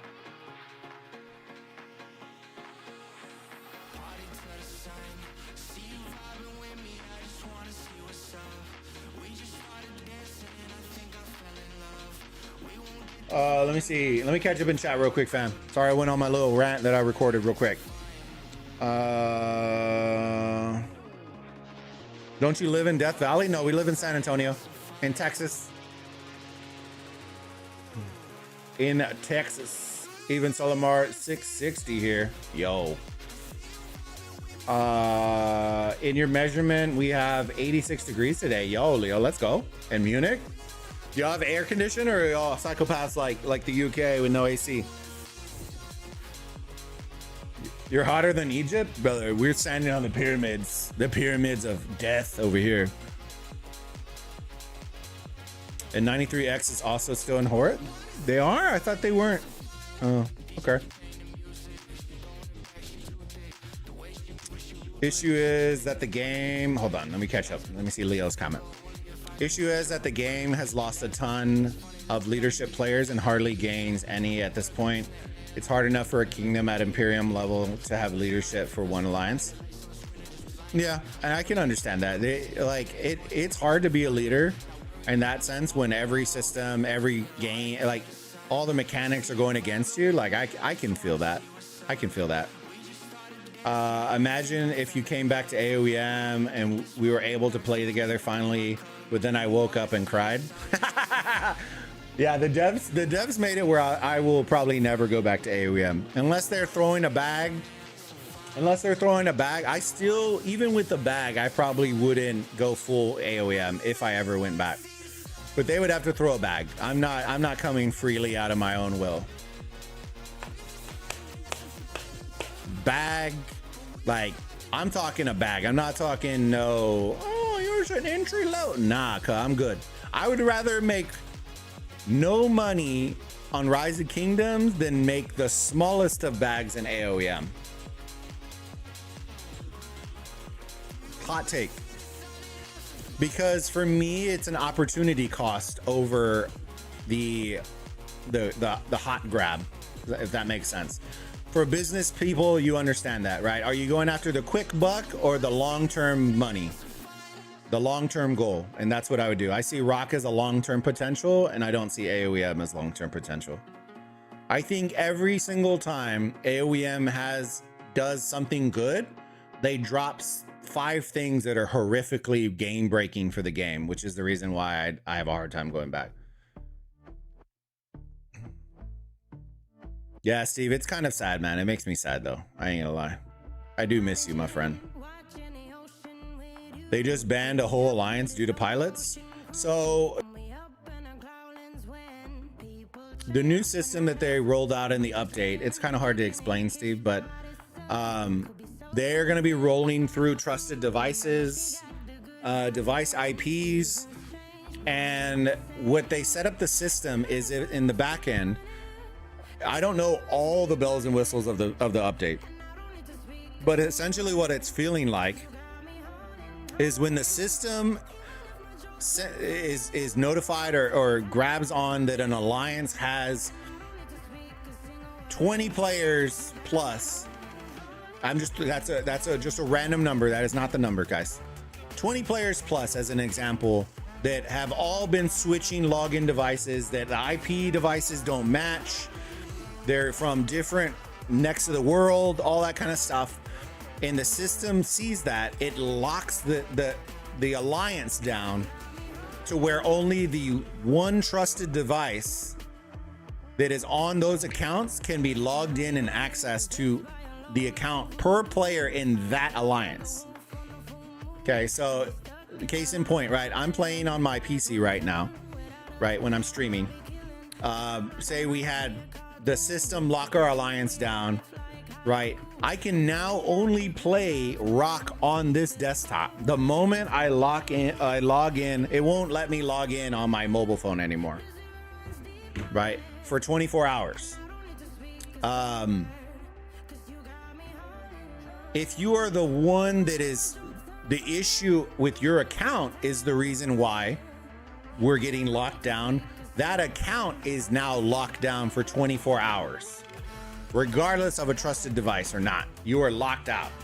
The only way that people are getting around it right now is if your alliance leader kicks you out of the alliance, you basically avoid the ban or the block, the lockdown. if you rejoin the alliance within the 24 hours, the lockdown goes back. Like it locks the account back down, and then you have to get kicked out again. And so it's their update to attack the piloting issue that's inside of Rock right now. But the alliance, I'll preface this, the alliance stuff only happens if the alliance is like over and beyond like breaking the detection system. It's not if two people do it, like it's not triggering that. Your alliance has to be like grossly abusing the system for it to trigger that. If it's not triggering for the whole alliance, it's still triggering for individuals. Okay. So it's their attempt at attacking the piloting issue. Rampage, they need to implement it everywhere though. Also ban when Osiris League pilots get used. I've been saying the same thing, Rampage. I've been saying the same thing. My friend. I have an integrated automatic air circulation system in my house. Yo, smart guy. I love my guy. Freaking Leo, bro. Smart man. Plus AC. Yo, let's go. It's easier to be a leader now than it's ever been. I don't know.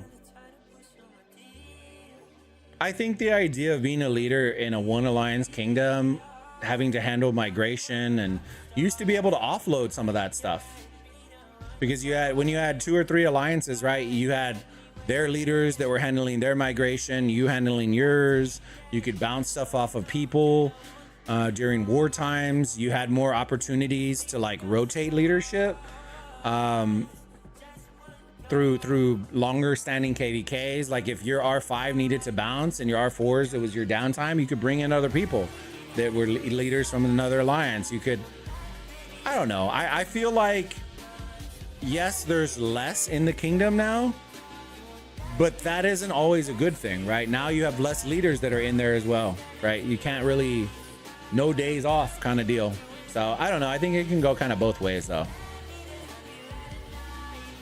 Steve, this is a brilliant idea. No Kraken should be available 24/7, ruins the game. And that's the idea, Steve. That's a lot of people. We just had our first instance this past week where an alliance got hit with it, and the uproar was wild on YouTube. It was wild. Like, oh, this isn't fair. People are rioting. I'm like, good. Like, I don't feel bad. Like, good. Make it 36 hours. No, I'm just kidding. No, don't do that. I think 24 for the first time is pretty good. I think people, the FAFO is going to be coming out, and then it puts it on leaders to understand who's migrating to their kingdoms, right? And that's a big thing too. DC, I would hate that. For which part, DC? 3308 is cooked. You want me to show? Hold on. Let me see if I can find something real quick.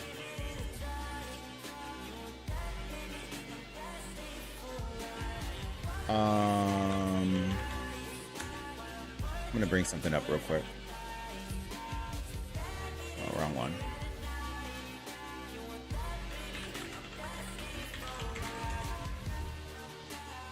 Give me a couple minutes, Chad. I'm gonna try to bring this up.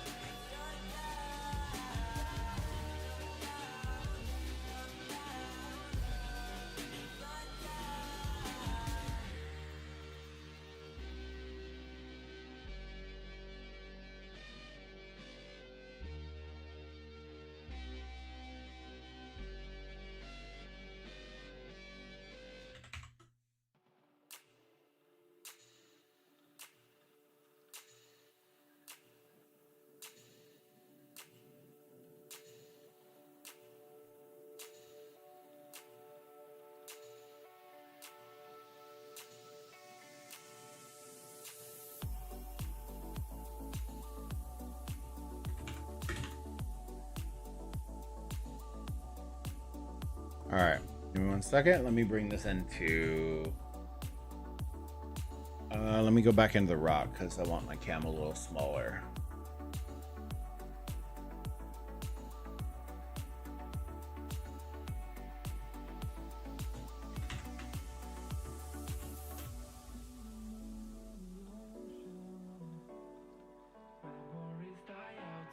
All right. So this happens a ton, right? Let's talk about it. Let's talk about it. All right, let's talk about it. KP, right? This is a gripe that I've had with certain aspects, and the idea that the conversation keeps coming back about pilots and issues and KVKs and all the scenario.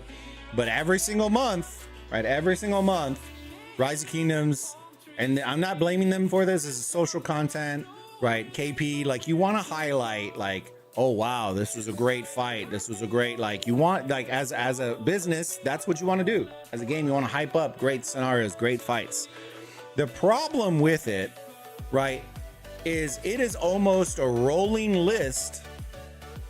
It's almost a rolling list of the issues. End of year awards are cooked. Like, it is infiltrated everything, not just the game. And that's the problem. That's the problem. That's the problem I have. I don't have any problems with anybody on this list, right?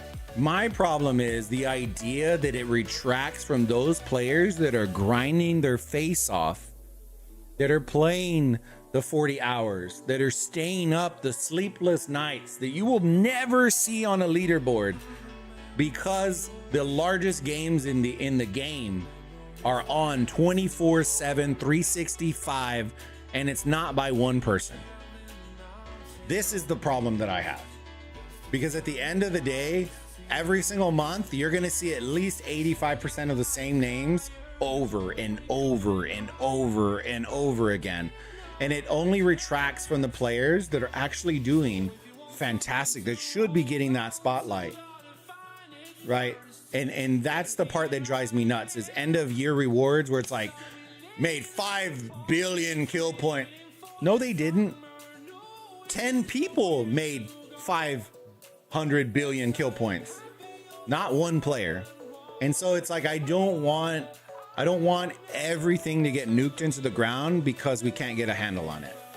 And I don't know if there's a good way of mitigating this in this sense, because it can be manipulated. It's based on scores, right? But I do think that you will start to slowly see these fluctuate as the piloting system does take it.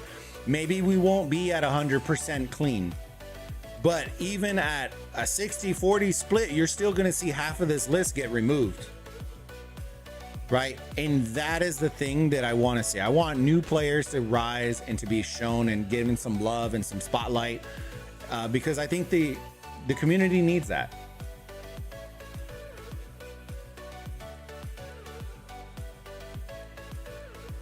And I will say that, right? And it's not a target at any of them. Like, I know some of these players, right? And I get it. But I also think there needs to be an adjustment to how we play as a kingdom, where we aren't going to be doing that, where we don't need to do that. You know what I mean? If that means we need to grow the player base within the community, within the kingdoms themselves, go for it.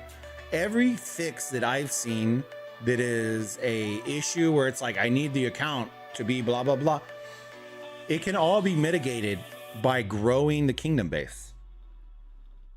Right? Back in the day, I'll tell you this, back in the day when we had 3-4 kingdoms and kingdoms, we weren't worried about garrison leads. We weren't. Right? When we had downtimes, guess what? The garrisons for this alliance moved over to this alliance, and we still had garrisons. We didn't need one account to be on 24/7 because we had 10 accounts that had the same, if not better, equipment that could then be crossed over, and we mixed and matched. Right? The idea that it dropped down to one alliance is the reason why you need 24/7 on certain accounts. And that's the thing, right? Is it comparable to Hope and Lion's account? Probably not. But is it 85% of that account? Yeah, you can live with that. You know what I mean? And so that's the part that it will get interesting, is as they finesse it, they need to finesse and fine-tune the piloting update, while afterwards, meaningfully start increasing the mechanics that will help kingdoms regrow so that we can get rid of that whole issue. It has to be both. You cannot attack the pilots and leave the system the way that it is, because the whole reason that piloting became so massive is because they mitigated the alliance to one alliance. And that's the problem, right? It's a two-pronger. And that's the issue. Let me see. I just want downtime to be a thing again. It feels like in order to play the game, you have to be available 24/7 or pilot. DC, the game has taken out needing leaders to rotate titles. The game has automated a few things now so that it takes a lot of pressure off leaders. I'm okay with that. I'm okay with that. Right.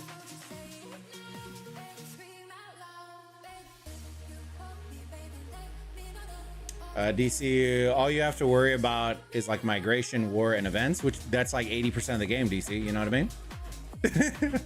And I would hate only being able to log into one device. I like playing on my laptop at home, but need to be able to play on a phone on the road. But see, here's the thing, DC, right? If you don't have a bunch of piloted accounts on your alliance, you'd never have to worry about that. That's the whole point. That's the whole point, right? If you have 40% of your account of your player base in your alliance that are mass piloting, yeah, you're gonna get dinged. Which then guess what? Then your own alliance mates are gonna get pissed off, because here's the thing: if your alliance gets hit with that, the only people you have to blame is your alliance, and that's what Lil is kind of doing, right? They're like, hey, we set it up. You can be mad at us, but you should be mad at your player base. Because the reason that the system triggered isn't because 2 people did it. It's because 60 players out of 120 did it. You know what I mean? Like, and that's the part that I'm trying to get across, is that if that becomes an issue, you're going to see people migrate out because of that, or quit. It'll just depend. I think you'll see more migrations than you will see quitting off the rip. Because people genuinely, if they're here for 7 years, they're not leaving because of that update. They're going to leave the alliance because of the update. People who are against this update are the problem. Exactly, Steve. And that's the problem. The people that are fighting for the update as a whole, I'm not talking about like the system, right? Because I know some people, there's fine tuning that needs to happen. But the people that are fighting against the entire update that is going against piloting are the problem. They're the ones that are piloting. So anytime you see somebody that's like, oh, no, pilot, 1000%. Any player that plays their account is not against this update. What they are against and have issues with is how it's being kind of run in the back end, which I can understand, right? That there's going to be some pain, some pain points as we progress through it, but no system is perfect, right? But the idea and the concept of attacking the piloting issue, nobody should have an issue with if you're playing your account. DC, they need to fine tune the cooldown system for playing on an account. That's what we've been telling them, DC. It's not a forgotten point, right? And that's the part that I was bringing up earlier, is there needs to be a back end aspect of support that is follow up, right? My example, like, I'm just throwing this randomly out arbitrarily. It's not an idea that I'm saying is easy, but if you base it on history, I think that is a doable solution, right? I'll say this, right? If our alliance gets locked down, right, and I can dispute, there's a dispute button that will go to a system, right, that sees the history of my account, that I haven't been ever dinged for the piloting stuff, that it will automatically unlock my account ahead of the 24 hours. I'm okay. That feels like you're using the history of your account as your reputation management, if you want to quote unquote say it, as a reputation management. If you have a clean account that never gets banned, never gets blocked, you should be able to dispute it and get your account unlocked to play on your devices, to play normally the way you would play. If your account constantly gets it, then you got nothing to dispute. If it's kind of a 50-50, then maybe they get kind of a, okay, we'll let you off this time. But if you get dinged and the next 24 to 48 hours, it will be an automatic 48-hour live. Like, you have to have consequences if you're going to give somebody that rationale. So I think that's the part that I would say they need to build that part. And I kind of like, I don't know if they have that system though. See, that's the thing, right? I think reputation, they do have the reputation now, right? But we don't have a long enough history for the system to function correctly. I think in like 6 months, you'll have enough reputation built up to where like, oh, this account's never been banned. You can dispute it, do that. I think that could potentially be a workaround or work through solution for it, so that those players that are in an alliance aren't being punished or having to get kicked or having to, like, they can't play the game that they enjoy playing, if that makes sense. So maybe that's a thing. Oh yeah, we're about, dude, chat, we've been killing it. We've been killing it. Somehow we killed an hour, team. Yo, huge shout out to y'all, fam, for sticking around. Do me a huge favor. I hope y'all are enjoying all the combo we've been having. Smash that like button, subscribe to the channel if you haven't already, if you're enjoying all the content. The match we are going to be checking out, I believe, was, let me see. I put it down in the notes. Somebody told me to check this one out. So we're going to check this one out. It's going to be in Horus Division 2, 14 VA versus ETM is the one we're going to be checking out. So we'll start there. If the match gets way out of control, then we're going to flip over. We'll find you another competitive match. One of y'all found us, Rampage found us a really competitive one at the end of the 13 UTC time window. So we got to see about 30 minutes of that one. It was awesome. So y'all keep your eyes out. That way, if we need to move over, we can move over and keep it competitive. Let me see.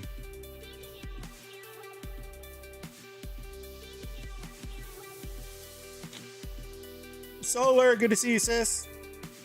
Did you see, what was it, Evergreen with the, dude, that was funny. I was laughing. Did she ever comment back? Oh, we're about to make a name for ourselves. Let's see. Let's see. Oh, no, it wasn't her memes. Which one was it? I forgot which one it was.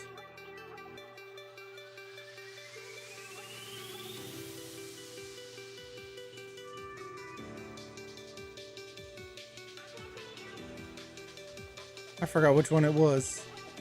Which channel. That was funny. I think you dropped something and I put like the stick, and then Evergreen was like trying to fight me in the chat. It was so funny.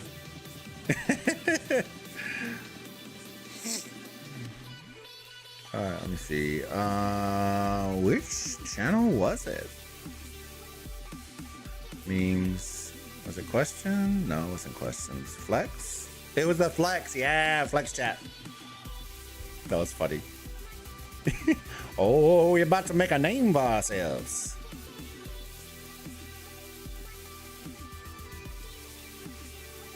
All right, let me see here. Let me see. Let me pull up. Sorry, I was pulling up Discord. I think it was Division 2. Horus. Oh, you know who I want to see real quick? Hold on. Sobek. 17. Dude, that's all I think about. One. Okay, no, that's gonna be a cakewalk. Cakewalk. 1. Did they beat him already? Let me see. How? Yeah, they did. Okay, they stopped. Oh, that was the one we watched week 1. That's right. All right, Horus Division 2. It should be 14. This one. All right, we got 3 minutes. 3 minutes. All right, give me 1 second, team. I'm gonna go check on something with the wife real quick. I'll be back in like 45 seconds, team. Don't go anywhere.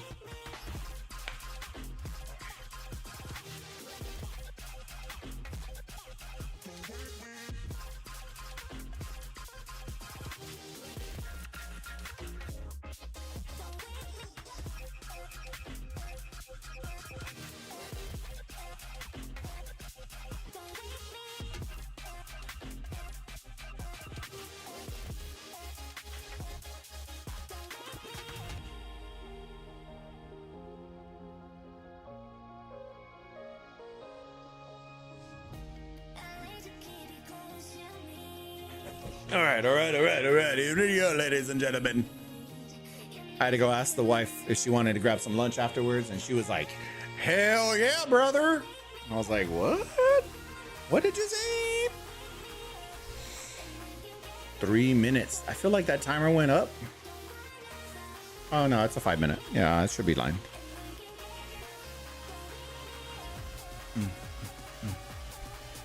Dude, you got to be hyped for Osiris League team. You got to be hyped. If you're not, what are you doing here? Just kidding. No, I still love y'all.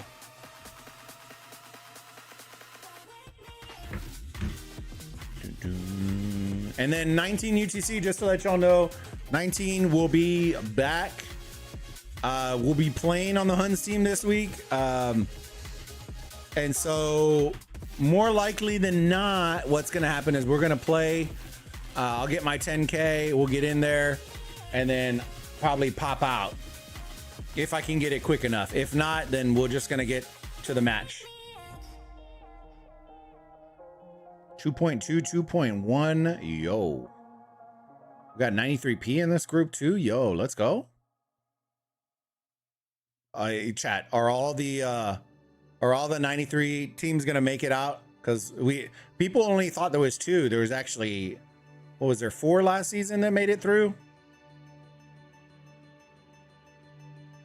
I think the P, X, T, and L, all 4 made it through last season. Dun, dun, dun, dun, dun, dun, dun. I don't know if L is still one. I know I seen T and we saw X and now P. I thought maybe L is still one. No sé, yo sé. All right, let's see. 1 minute, 1 minute.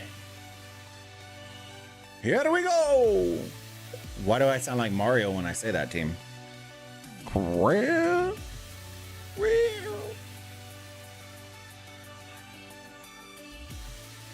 right, boys and girls. 15 UTC match coming up in 40 seconds.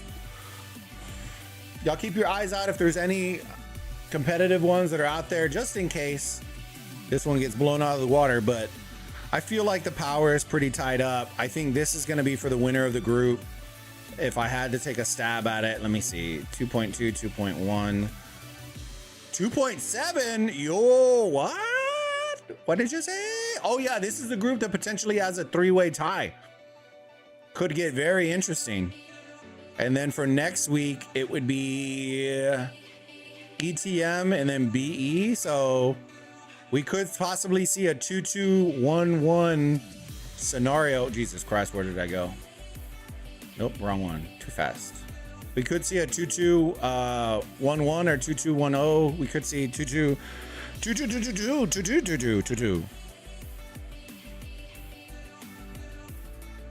We'll talk about all the scenarios at the end, because this has the potential to be a tiebreaker-ish game group. Could get dicey. We'll talk about the scenarios, what to look for, and then next week we can keep our eyes on this group. So if you're new to Osiris League, I go through this every single time just because we have a lot. We have old group. We have young bucks. We got a little mixed bag here. So I go through and break down matches the way I would as if you were a green behind, you know, you're a rookie. Okay. So you will start to notice a lot of people that are loading into the match, right? Right now in early game, a lot of the times it's just random, right? As you get more competitive matches later down the line, what you are going to notice is you are going to start noticing that players are going to pour it in certain situations, right? Certain scenarios. You have your first 3. Usually these guys are going to be the ones that are your big boys, your big hitters, the ones that are going out, doing the Lord's work, right? The interesting strategy then comes with your first 2 rows, right? This is getting very detailed oriented. Some of y'all may never get this deep, this big brained in that scenario, and that's okay, right? But if your team is trying to be very competitive, these are the things that you want to think about, okay? There are 2 ways of thinking about this. The main one that a lot of people go with is they mix and match their big players with They're last teleporting players. Special note. The players that are going to be the last ones to TP forward are the ones that get mixed and matched in these first 2 rows. And the reasoning being is very, very smart and very clever. If you are going to be stuck here for a decent amount of the match, you don't want them back here, because the march time between here and just to get to the gate is forever, right? And so the smart teams, what they will do is they will mix and match their big boys in here with their TP players. They're going to be the last ones, so that when they are last, they are only here and their march is right here. It's not double the distance to do that. Okay. So what you will see in voice chats as you get more organized with your team is these guys don't matter. These are locked in, but you'll start to see, all right, row 1 poured in, and you will have the designated 7 players that are going to be porting into front row. Once you have all 7 ported in, all right, row 2 poured in. You'll see them poured in. Row 3 poured in. You will see row 3 poured in, and so on and so forth. So you will have your designated row that you were going to be a part of, and it is strategic about it. You want your fast CCs coming out of your big boys, right? Or at least from the front row. So we are going to see, we have an actual match. Let's go, boys. All right, let's zoom all the way out. What we're looking for right now is some fast cav marches, some CCs, some windswept, tile hopping out of outpost, utilizing tile hopping through and through, using that hasty departure on your CC marches is huge, right? If you're not using that as your team, you're losing out on a ton of time. You're losing out on a ton of time, and we're gonna watch more teams in Horus will do this, but you will see this happen a lot in Sobek and Bastat, where they will bypass the outpost. They're just running right next to it, and it's like, if you have a CC, you're missing out. You're missing out on a ton of march speed by not hopping. Interesting that the fastest march is, all right, got a little Arthur action here. Everybody, dude, he should have at least tapped it if he's gonna march past it. All right, let's see. Right here, perfect case. Perfect case. So this side, 14 has 0 fast marches going. Nobody is touching it, so learn from it, right? If you're a team and you're watching, you should never, ever see your team where the first player is not at minimum touching it. When your fast march is slower than all of these marches, I want you to think this march right here is the fast march, would have already been in the obelisk if it was launched from the front row. They don't even, bro, who is coming to this? Dude, red might just lose off the rip. I'm not gonna lie. The obelisk got touched over here, so they got first touch, but this one has nobody. And it's because, look, the CC did hop, but it is a slow one. So the idea is, and here, I may end up having to make a video on it or a little short on it. Here's the goal. T1s, windswept, CC belly, CC combo of some sort. You are gonna use the tree for hasty departure, and tile hop tile hop out of your mind, because you're gonna get the hasty departure, extra burst of speed nonstop, and you go vroom, you go fast. Okay. So, bro, they still haven't got this top. Dude, this is gonna be rough. But look, that is a 40-second difference right there, which would have been larger if they would have had the fast CC up front. So this is where, if you are playing at a commander advantage, if you're from 4028 or any of those kingdoms at a commander advantage, this is how you make up stuff, right? You can mix and match it. You can do hard push off the rip, which, let me see if they did hard push. They did energetic. So hard push to lower the cap time. You could use a speed skill if you want them to run even faster. At the end of the day, you want your TPs coming in faster than these guys can march across. And look, they are worried right now. The rally coming in, bro. The CC garrison, yo, bro, they're twisted right now, dude. They don't have a garrison in. Look at the Nevsky Joe coming in hot. Bro, this garrison's about to dip. I think they might actually get it. And it resets the timer. Yo, come on. Oh, the clutch reinforcement. At this point, just dump everybody in. Who cares? Oh, they held it. They held it. Dang, that was close. And that was with 0 reinforcements. What you want to see from red is I want to see them post up right here. They also have 2 minutes. So they do have an opportunity to come over here and kind of block all these TPs if they wanted to, which is honestly the play I would do. I would kill these marches and then just post my marches here.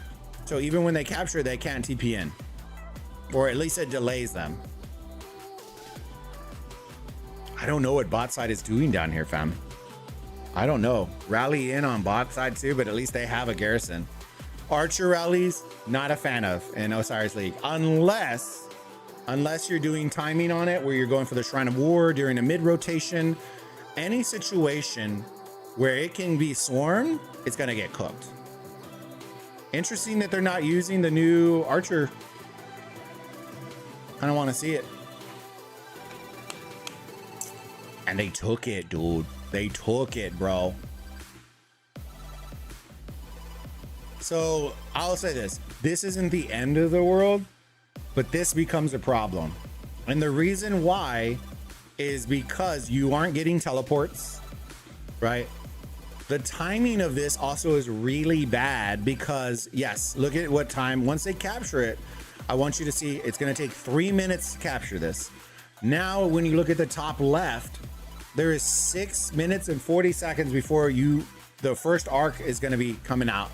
So not only are you going to be late to rotation, like it just throws a lot of timing off. The bot side, you're probably going to lose altar here because now guess what? You don't have any TP players here. So now you're having to march. They're going to probably lose first occupation on this altar. So bot side is in the blender right now. So this call should have already been made. Give up the shrine, go for the altar. If you lose the shrine first occupation, cool. You're good. You can lose that. You really don't want to lose desert altar first occupation. That's kind of rough. All because of the obelisk, right? The obelisk can make or break a match very quickly if you're not careful.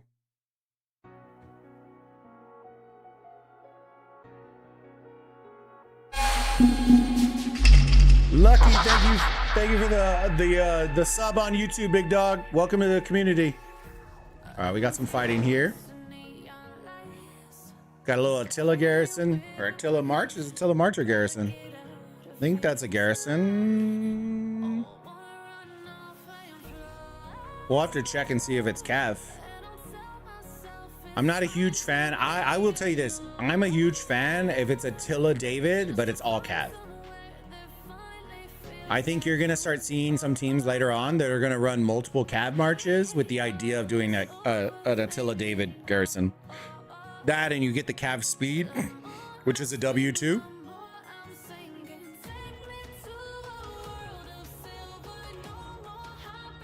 Because of this situation right here. Because it is so tanky. Bro, look at this. He's just going to take them all, bro. 42 seconds. I don't know if they can get anybody in there. They might lose it at the very end, but let's see. They have no reinforcements. Can he hold for 40 seconds with 0 reinforcements? This is the reason why you'd want Attila David in the garrison. If you can get full cap. Bro, it's going to come close. I think he's going to miss about like the last 10 seconds. I think at 10 seconds, it's going to dip. Valiant stand getting popped. Yo, they're going for it. They're going for it. Yo. Oh, he missed it by 10 seconds. I told you. I told you.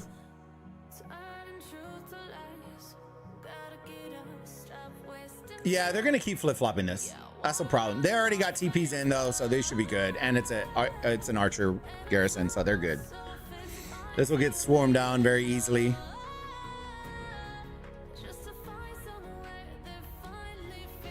Dude, they almost snuck that first occupation, boy. Let me tell you something. They almost snuck it. They already got their TPs in. The difference is these, look, right here. Look how late they're gonna be TPing in. And they're already banging it out, dude. Look at that. Sheesh. And they didn't even get the full team of TPs in. If it's me, team, I'm swarming one of these cities. If it's me, because you need to reset your marches. You need to start rotating in. If there's one that's like 70 mil, you swarm that one. 80 mil, you swarm that one. You kill your marches off to reset.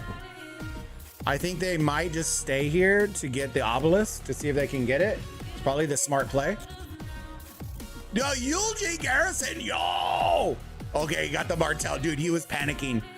All right, now you back up. Now you back up. Don't, oh man. All right. That's all right. GG's, I love to play though. That's funny. That's too good. The hyper slap, yeah. Now, if 14 VA have Valiant Stand and they hold it right here, that is a play worth doing. Right? If you get to like the 40-second mark, I put Valiant Stand on this obelisk just to lock in your TPs, and then this is cooked. They don't have any swarm on this thing right now. This might be a GG's bot side, bro. Throne. 40 seconds. Let's see. See, right now they should just be trying to pump and dump into this obelisk right now. 30 seconds, and they're gonna start porting in.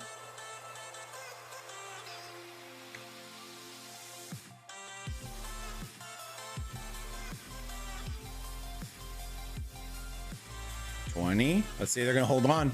Let's zoom in here, boys. 16. Yeah, this one's done. Dunzo obelisk. They ain't gonna be able to get that in 10 seconds. Now, if you are red, what they should have already been doing, what chat, I'm gonna quiz y'all now. What should red have been doing if they knew they were gonna lose this? What should they have been doing, team? This is gonna get y'all thinking about it. What should they have done if they knew they were gonna lose the obelisk? I'm gonna let y'all answer it in the chat. I wanna see if y'all pull out the answer.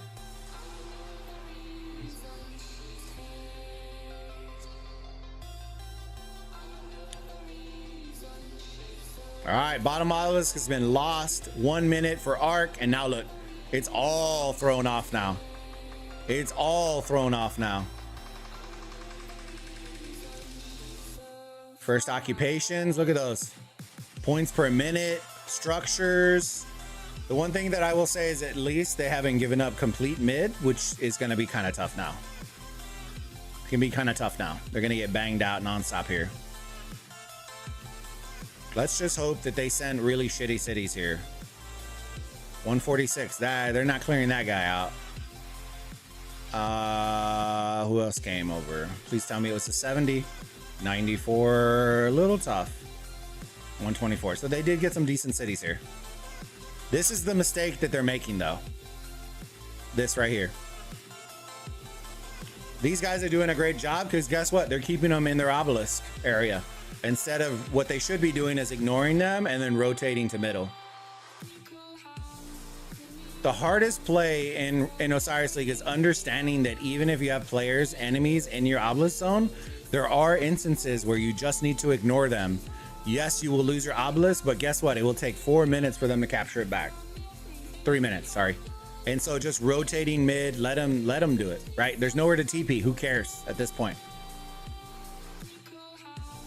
Because capturing this obelisk does you nothing.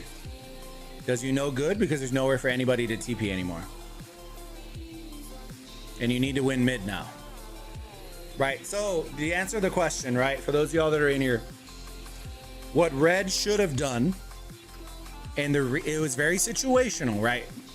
There wasn't a ton of marches out here, right? It was their marches that were swarming with a couple of marches out here from the enemy. What they should have done is ignore the swarm and use the marches to block all the TP spots until they reflip the obelisk. Right?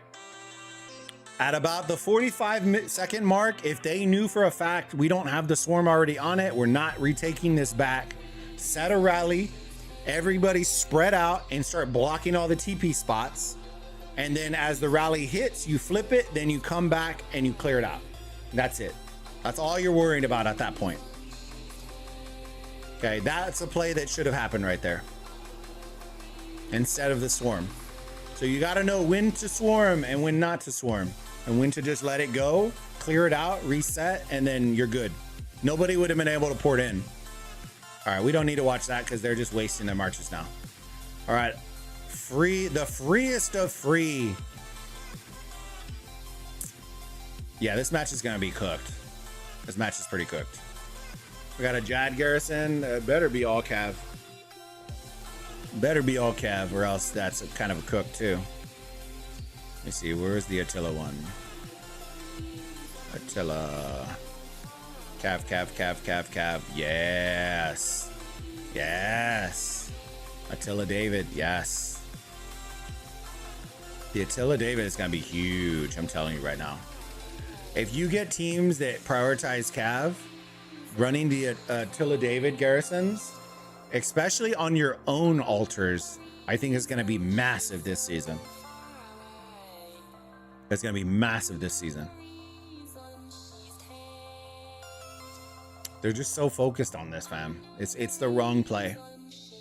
It's okay. It's the wrong play, though. But Blue is doing their job. Blue already won that Anubis. So they're winning on all fronts here. They're winning on all fronts. They got the 25% from the Anubis from winning those. Actually, no, they haven't done it. They haven't popped yet. They haven't popped yet. They'll pop in 2 minutes. I keep seeing the blue text, but the icon will turn the color when they capture them. Paying attention to red real quick. Dude, they have them in the blender in here, fam. They have them in the blender.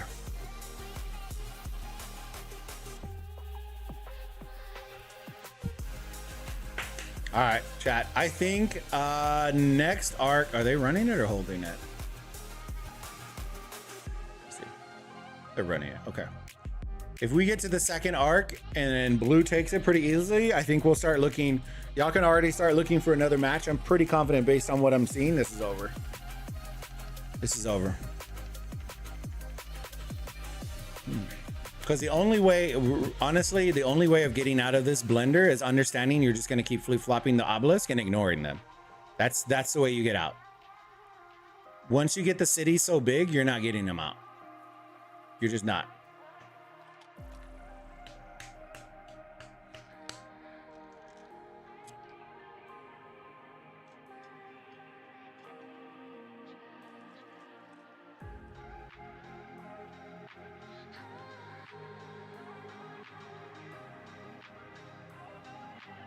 Let me hear.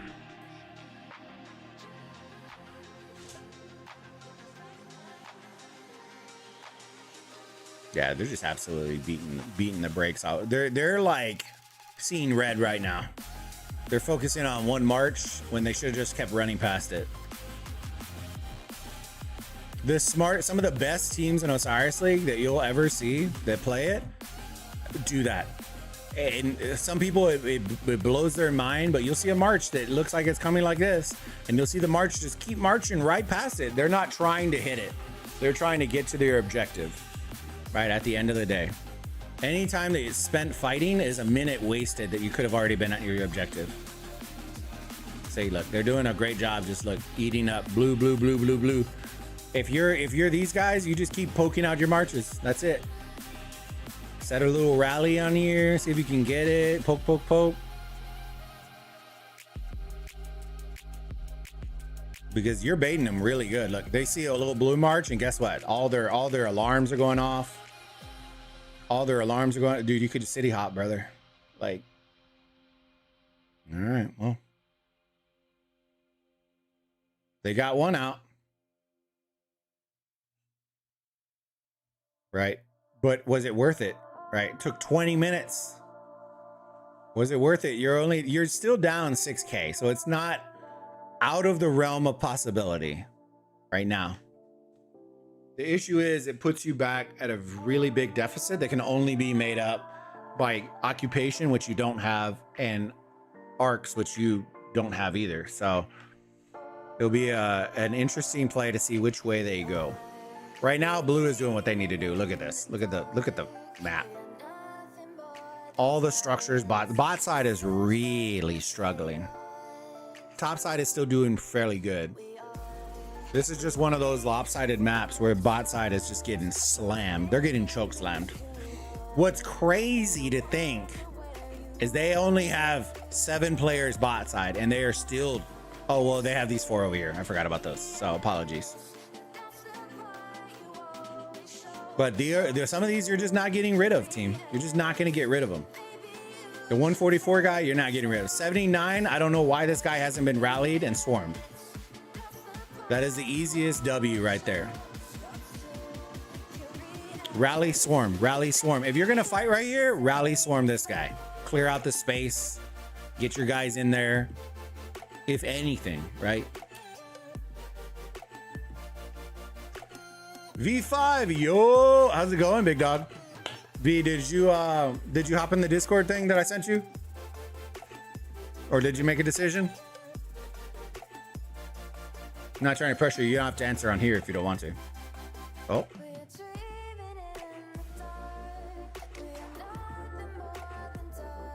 Let's see who's in garrison. Please don't be Archer. Oh! Well, GG's to that one. Yeah, I did. Oh yeah, man. Yeah, if you need any help or anything like that, let me know.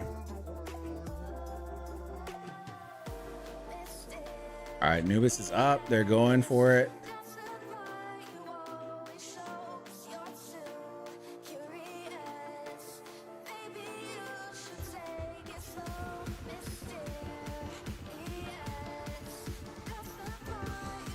I'm gonna head to 28. Although I can't keep up with Scarab requirements with my SOC account and this account, and I'm also sharing Anakin in 28.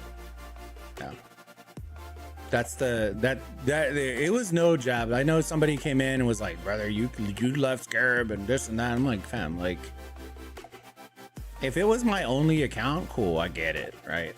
But it just kind of killed the fun for me. Like, I have no hate to anything. It just wasn't fun for me anymore. All right, it became too requirement heavy for nothing happening, in my opinion. Which is okay, right? I don't mind somebody having a standard, right? I'm just not in that place, right? I'm in the place where I wanna log on, have some fun, get in some voice chats, laugh. Right, I don't want to be worried about, did I get my 30th, my 105th fort done for the week? I don't give a shit. You know what I mean? Like, let's be real. I don't give a shit about no damn fort.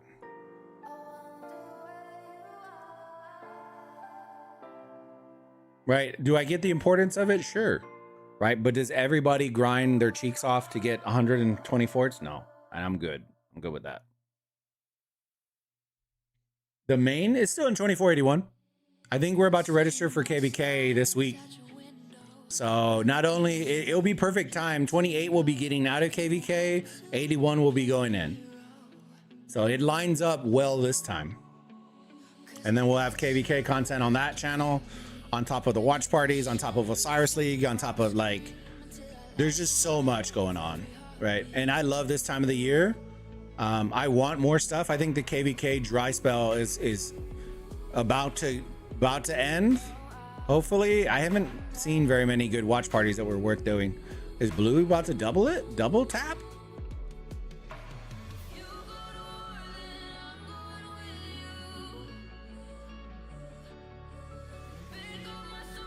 I don't think they didn't get it, did they? Yeah, these would have turned blue.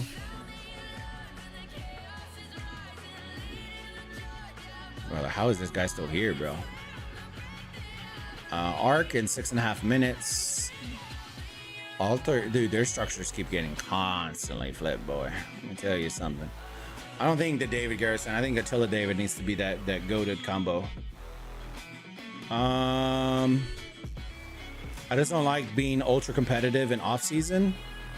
I don't mind competitiveness, right? I don't mind that. I just think it's like, I like the idea, some of the ideas that they had, but there needs to be some follow-up, right? Like if you're gonna drop, like say your activity dropped, right? And they're gonna drop you from #1 alliance, right? You shouldn't drop from 1 to 5. You should go from 1 to 2. There should be a difference. Schmuck, I feel you, cuh. You see, Schmuck knows. Like as a CC, and I'm not telling like I expect special treatment or anything, right? I'm not asking for special treatment, right? What I want as a CC is to have fun. If I'm not having fun, I don't give what kingdom I'm in, right? At the end of the day, we spend so much time making content, streaming, I don't do as many videos as other CCs, right? But making content that brings eyes to the kingdom, that does like, I'm not asking for treatment. What I'm saying is, for me personally, right? Their rules are their rules and I respect those. But me as a CC, if I can't log on and feel like I'm gonna have some fun, I'm good. I'll go somewhere else. Like it's no hard feelings, right? Sometimes it's just not a match. In 28, I've never once been mailed, brother, we've been noticing your fort activity has dropped. Not once. Not once. There were days when I was in 30 that I got 5 mails in a day about fort activity. 5. Not 1, not 2, 5. Like, bro, that's worse. That's worse than when somebody on Discord like gets obsessed with power and starts pinging at everyone all day long. I'm like, bro, you got muted. You're getting blocked, muted. I'm muting the Discord. Like, I'm good. Like, it ain't that real. It ain't that real, fam. Nobody's dying. Monir, yo, welcome. Welcome to the community, my friend. Thank you for the sub on YouTube. I just like chaining more than forts. Dude, I just hit auto on it. I don't even chain anymore, brother. I got so much AP, brother. I'll just pop 10k AP and just hit the auto and just let it go. I don't even care. That was the best update. And I literally, I'll tell you this right now. If they ever did an auto fort feature, I'm in, right? If you want to track fort activity and I just set the account, let it auto fort, hey, I'll do 300 all day. I don't care. Right? But I'm not going to sit there 5 minutes, wait for it. Okay, now that's march back 3 minutes. Okay, now I got to wait 5 minutes and then sit and then do. No, bro, I'm good. I'm good. That's not fun for me. I've always hated forts. I get the idea of them though, right? You get free rewards. You're helping your alliance. I get that. But I don't find that to be fun when you can spend 4 hours a day to get your shit done. And it's like, Have a good stream, broski. I'm heading out. I appreciate you, Smut. Have a good one, big dog. 4028 is the best kingdom I've ever been in, Grumpy. I love it, man. It's fun. It's a vibe. They have those personalities in it that make it fun and interesting.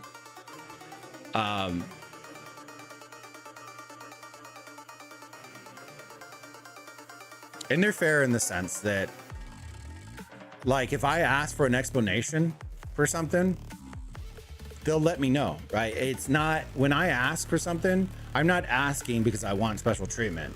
It's like, if I'm gonna miss out on some rewards, right? And they're like, it's just because these 200 players had the most activity, boom, done. Like, I'm not gonna argue with you over that, right? Like, you had criteria, I just didn't meet it, boom. I'm never gonna argue over that.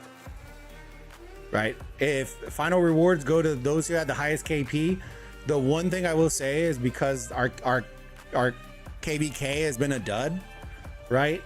It's kind of hard to do that because there's so many that are just feeding now for rewards that it almost becomes where it's like, do you even move people around? Right? I think and to be fair, they probably still will, because that's kind of the podium they've stood on. Like, this is our platform that we're standing on. But there, in the future, there will probably have to be scenarios where it's like, if we get a dud, right, people are feeding. I know they're pulling numbers only certain times, which is good, right? But I think one of our opponents is in like a top 5 situation, a player, because of how much he's getting fed. Like, it's wild. Let me see. That sounds like it's going to kill the project. It is what it is, Grumpy. You know what I mean? I think the idea is, and I get where their idea is at. They want to make a hyper competitive, super strong couple of alliances for the kingdom. I'm all for it, man. I'm all for it.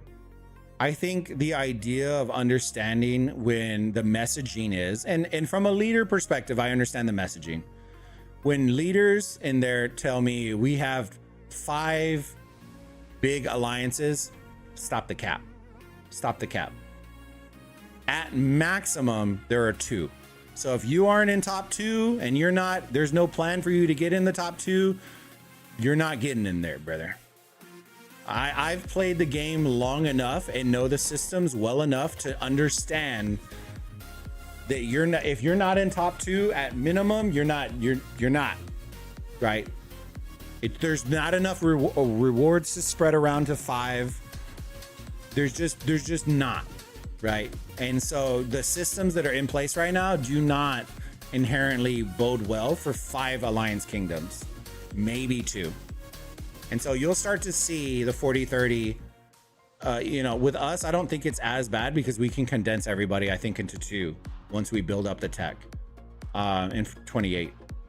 But it's not a platform of the future that you can really grow on. Because once we get to SOC, imagine the conversations you're going to have when you tell all these alliances, guess what? You can't play with us. Just imagine that. That's here in like 6 months.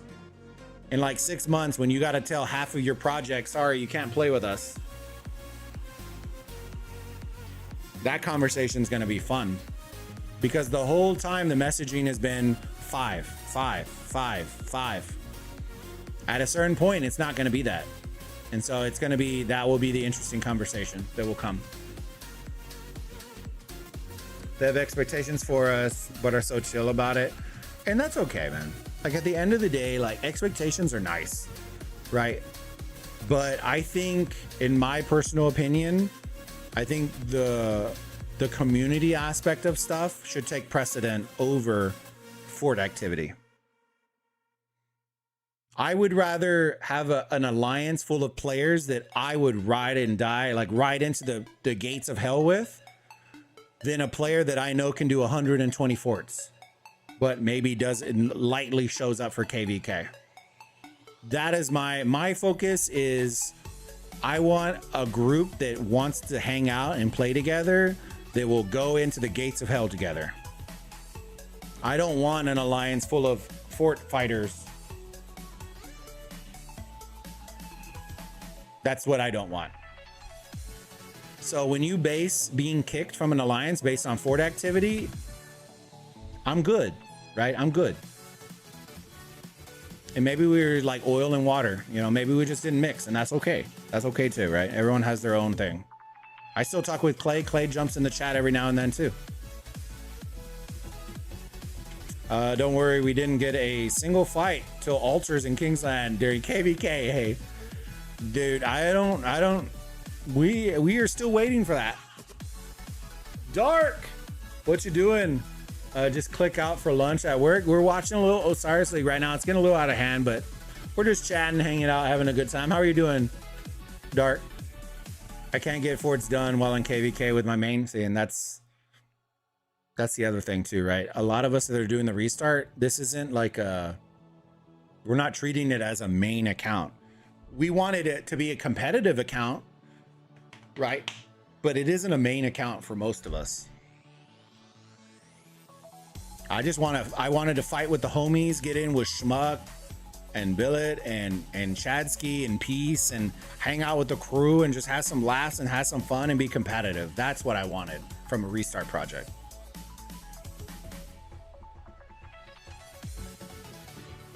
I'm doing well. Good.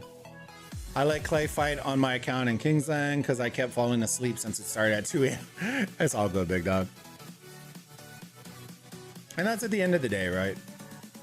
Now, don't get me wrong. I think just doing what I'm doing right now, I think this 28 account, because of the comeback on the other account, I think this one and the catch up, the progression that's in the current state of the game, this 28 account may end up being better than my 2481 account by KDK 3 or 4. I'll have better equipment. I'll be hyper focused on which marches I want. Like, it's going to be more optimized than my 2481 account. But I still love my German sausages in 2481. They're fire. 138. Who rated? Whoa, whoa. Did nobody put anything? Where did everyone come from? 138 people. Yo. Gang. Bro, somebody in chat, tell me where y'all came from. Where'd you come from? Ma, we made it. We made it. Yo, huge shout out to the 145 beautiful people on YouTube. Yo, I don't even know who raided. Somebody had to have raided. Let me see. Did somebody ping me? Let me know. Bro, where did y'all come from, chat? Where did you come? And if you haven't already subscribed, what are you waiting for? Do me a huge favor, smash that like button. Subscribe to the channel if you haven't already. We're covering Osiris League from week 1 all the way through. This week was a little bit less competitive. Match number 1, we did find a good one at 13 towards the tail end. This one was pretty level on power, but they did lose their obelisk, which is why you're seeing a little bit more dicey this one. And so this one got a little bit dicey, but we'll figure it out. DC, yo. I changed from my cav main on my SOC to an infantry main on my restart to see what it's like. Yeah, I asked Chad too on his stream. I was like, "Hey, Chatty, you know, are we going cav again?" He's like, "Brother, I procced on all of my infantry gear right off the rip." He goes, "So I'm probably gonna do infantry on this account." I was like, "Hell yeah, brother!"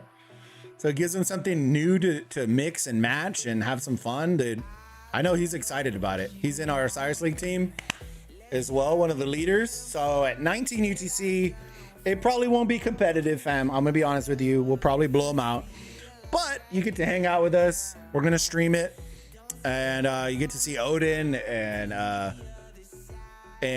Chadsky and Peace and all the crew. I think Peace will be there this week. I think she had something last week, which I hope everything was okay.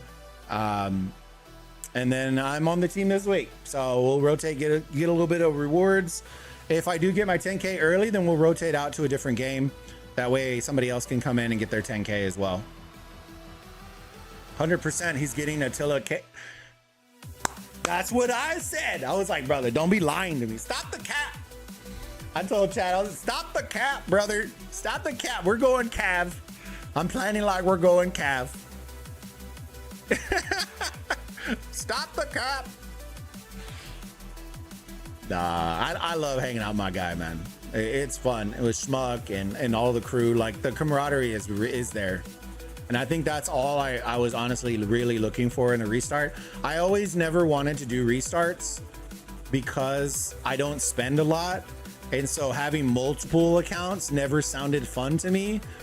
And after going from spending, I never thought I could see myself do a free-to-play account. So like even my 28 isn't a free-to-play account. I'm just not mass spending on it. I don't know if I could do the free-to-play journey. The grind and rock for free-to-play, like, mass respect to y'all that do it, man. Y'all are the GOAT. In the words of T.O., y'all, that's my quarterback. That's my quarterback. Y'all the real MVPs. Dark, I'll be getting work done around 19. Yo, let's go, bud. Dark, if you're on the team, don't forget we have Osiris League 19. You'll probably run 3-2-2 on marches with 3 infantry on this account. Dude, that'd be dope. It'd be interesting to see how the guys run, because Odin has his beefy account too. Sapphire has his as well. and the old boys are giving it the juice. You know what I want to see, V5? I want to see what our pre-KVK and KVK looks like in KVK 2. I think you're gonna see the players' competitive juices coming out. So like players that are like, oh, I have like a big main, right? It'll be interesting to see when we get in KVK 2 against 4030 probably and a couple of others, if those competitive juices get them to push that 40 mil account to 140 mil account very quickly. I'm gonna be perfectly honest with you. I think it's gonna happen, and I'm here for it, bro. I'm here to do the Shinshi gold chest stance, brother. I'm about it. I think the competitive juices are gonna be flying. They're gonna be flying. Between 30 and 28, bro. If we don't get that matchup, riot. If we don't get that matchup, it's gonna be a riot. It's much needed. We've been wanting ruin fights. We've been wanting so many fights, bro. I spent $10 and have better gear and tech than a lot of 20, 30 mil players for infantry. Yeah, dude. I don't think I've been having a struggle getting the blueprints. That's been my hardest part. So it is what it is on this account. I think I have crafted 2 legendary so far, but the blueprints are the hardest ones for me. 4010 should be in our bracket. Ooh. Oh, for KVK 3? Probably the only project 4,000 plus that might be bigger than Scarab. That'll be fun.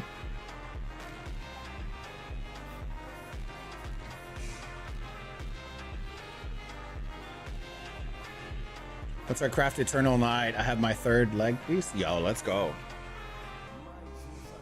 Yeah, we have, I'll have to see if I can see Odin. Odin's is like full proc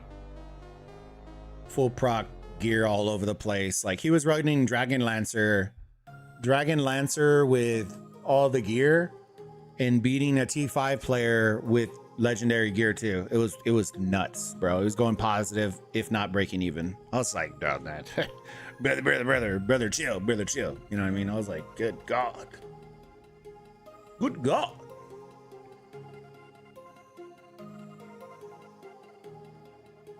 Grit Odin son. I can't send you my gear. I'm muted. Jesus Christ. Does it mute you in all the chats though? V?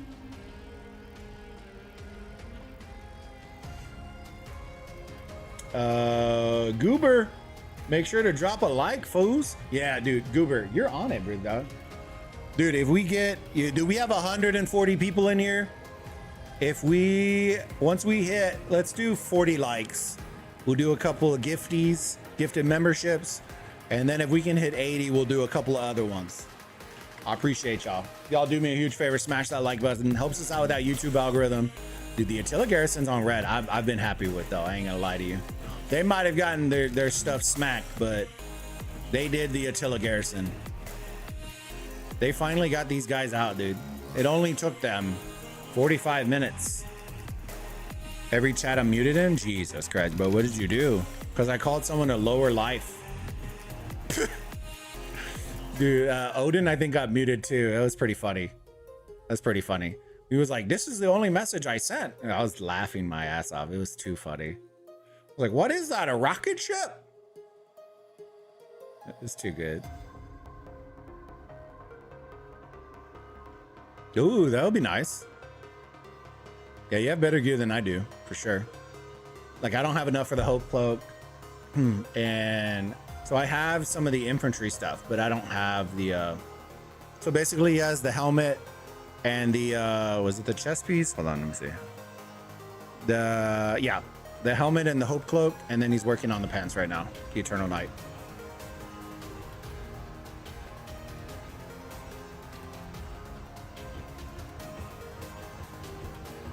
Yeah, thank you for sending. You can always post it in the rock chat too.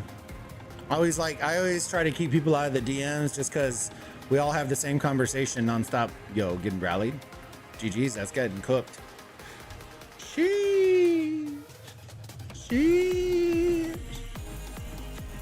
Bye-bye. Bye-bye.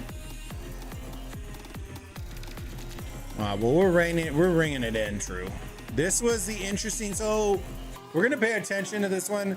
The reason the blowout is kind of, we'll figure it out, and why it's important, special note, we are potentially in a tiebreaker situation inside of this group. So we are gonna talk about it. We'll break it down. We'll let you know kind of what we're looking at here, because next week is gonna be the tiebreaker scenario in this group between these four. It's currently 1-1-1-0, and both of these teams had 1, and the other one will play, I believe, at 19. So we probably will have a 2-2-1-0 scenario where it will get kind of, will it be 2-2-1-1? We're gonna have to look. We're gonna have to look. I think one of the twos next week. We're gonna have to look at the matchmaking. We're gonna have to look. How much a week are you spending, Victor? Not that much, but I'm getting like the a couple of the rotating ones that will come in, the dailies, and every now and then, and that's pretty much it. A majority of the spending I'll do on the restart is like the monthly stuff or the gem supply, like the ones that are more than just a one-off, I'll get. But I'm not spending too much on this one. Just because then we have tech on the main account and we have, oh God, it's annoying, but it is what it is. Which kingdom are you in, Victor? Or where are you playing at, Big Dog? Check Discord. A bit disappointing, but well, if you lose a side, you kind of don't stand. Yeah, it's pretty hard, Titan, for sure. No, Kelly, in Discord, in our server. Faces Dead Alliance, 14 VA is 3-0 this group. Are they? I thought they lost. Okay, so they might not be a tiebreaker in that instance then. Might just be an auto in 40-85. Dang, you were new, Big. You were new, B. No, B 70. Oh, okay, so then it'll just be a 3-0 situation then. We're good then. I saw 1-1-1, which means that somebody would have had. Oh, BE lost. That's what you were saying. Yeah. The one with the 1 win lost. Yeah. You're right. We'll check it over though. But okay, bro, I got the gem supply. So gem supply is goated. The growth fund is massive. The best value in the game is the growth fund. So if you haven't bought in the growth fund and you're gonna spend, growth fund is W's all around. It's the one where when you level up your city hall, you're getting gems for it. And the reason that you want to do that is the amount of gems that you're getting versus what you're paying for, I think it's like the $15, is insane. It's well worth it. So growth funds, the gem supply, so you can get auto barbs, all those auto helps, all that feature stuff. After that, it's up to you, right? Some people want to be competitive in KVK 1, so they will purchase Mina, but Mina's like $200 if you're gonna get them, right? If you buy out all the sculptures and stuff. And then to keep that in mind, after KVK 2, you pretty much don't use Mina as a main anymore. So just keep that in mind. If you're looking to spend, and you just want to be competitive and you're a spender, Mina's competitive in KVK 1, part of KVK 2. And then 3, you'll start seeing them get replaced with Saladin and others. But you will still use them for forts. You still use them for barbs. You can still use them for all that stuff. Bundles, it just depends on what you want, right? The event bundles are always going to give you more value, better value than most of the other ones. And then pop-up bundles are going to be probably one of the top tier ones. So if you unlock a new legendary commander, that pop-up bundle that you get is some of the best value that you're going to get as well. So getting those is big too.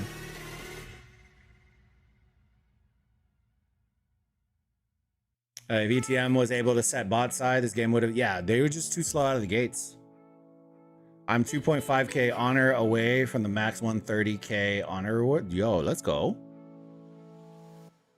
Victor. I also got the growth fund. Thank you. Yeah. If you have questions here, I'm gonna drop the Discord in here. Just ask them in the rock chat, dude. We got some big brains, some big brain all stars in there. If I can't answer it, then I can ping them and they'll answer it. They got you. Got some great reference material in there too. If you're looking for, I need to start working on the Archer stuff because we did get the icons for it. So that there's some quick reference guides there for you for equipment on the server. There's a bunch of good stuff there. Do me a huge favor, fam. If y'all are enjoying the content, smash that like button, subscribe to the channel if you haven't already. I greatly appreciate y'all helping us. We're on the grind to 7K, get to our next 1,000 subs. Can't do it without y'all, so I appreciate all the love. I appreciate y'all. Let me see. KVK3, he will be replaced by Arthur and Achilles and them. Yeah. QSH, all those guys, they're all coming. I think Saladin is 2, if I remember correctly. I think Saladin is 2. You're very welcome, Victor. And welcome to the rock community, my friend. So since you're pretty fresh, you know what Ark of Osiris is. I think you're already there, right? They might have had Ark of Osiris. This is an event that we call Osiris League. It pops up twice a year. It is kingdoms across, and I can dissect it. It's kingdoms across big variations of kingdoms. You all come into this ginormous tournament and you compete to see who's going to win, who's the number one in your realm. You get rewards, you get medals if you win, you get all the city scan, you get a bunch of stuff for winning. And it is by far one of my favorite things inside of Rise of Kingdoms. It's competitive, it's quick. There are hour-long matches similar to Ark. And as we continue to go week by week, the matches are going to get more competitive. I know this week is a little less, but we're starting to weed out the ones that are the no-shows and all that. So it's going to be fun.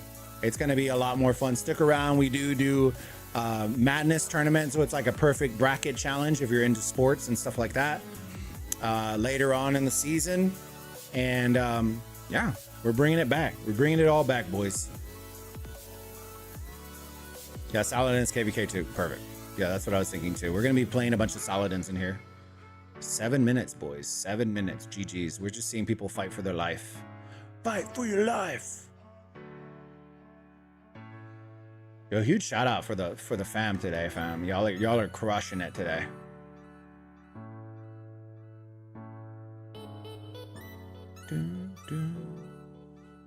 And yeah, we're gonna be bringing you more Osiris League content. We'll have our second stream of the day at around 18:30 UTC. Sorry, 13. I don't know why I said 13. 18:30 UTC. We'll be doing the Osiris League match in Huns today. I don't think it's going to be that competitive team, but at least y'all get to hang out with the crew. We get to show a little love to our friends. And if we get our points early enough, then I'll dip and we'll go watch another match. It looks interesting, yeah, but I'm waiting for my team to make it. Yeah, no, it's good. It's good. You'll see some other matches that will get more competitive as we do it. These are like the easier ones that kind of warm you up.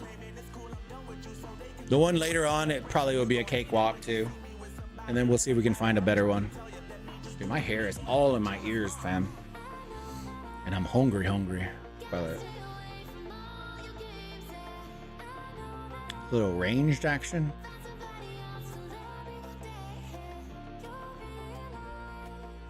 I was joking with Chad. I was like, Chadsky, are you gonna be a ranged main? We're gonna be ranged mains? Shee. We'll let peace be a Hodor. Hold the line! Oh, we're just fighting. Alright, let's see. Dude, a little Scipio action? GG's, brother. I need to go into, say goodbye. When did they, brother? Ooh. That probably cooked them more. Team.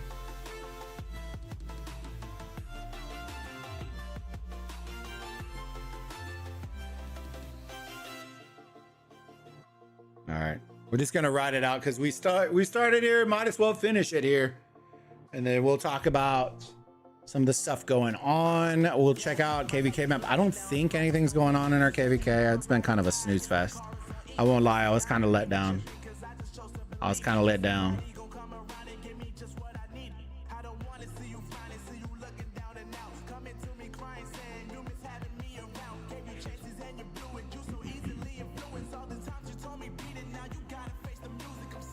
I thought 25 was going to be a good fight. Like, oh, they were the same power as us. I don't know. Is what it is. Is what it is. They can't all be epic. So you remember when we talked about strategy in the beginning? This is what they might have gotten sent back to starting zone though, which is why they might be all the way back here. But the idea of them marching back here, are they even sending back here? I want to click and see how long this march. It's probably going to take like 30 seconds just to get to this pass when they're way back here. Let's see if they resend out. They might not. There's 3 minutes left. Oh, they got sent back to Jesus, bro.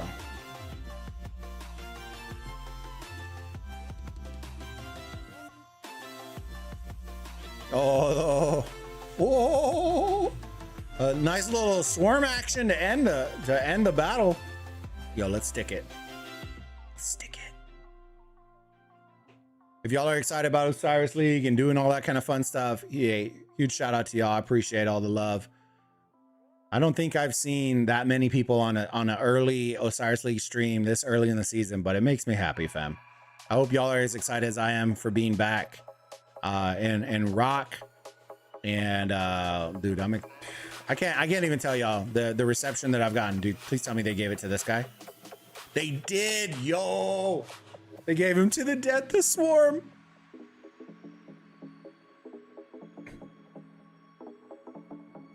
Yeah, it's been a whole vibe, man. I've loved every minute when we came back to rock. I love my AOEM community, fam. I loved them. And I tried to bring as many as I could over. I just could not deal with that anymore. And so ever since we've been back in rock, the vibes have been right. The CMs and devs are listening. Like it's just night and day, man. It's just night and day. Oh man, they're just going for it. I like this. This is energy I needed. This is the energy we needed, team.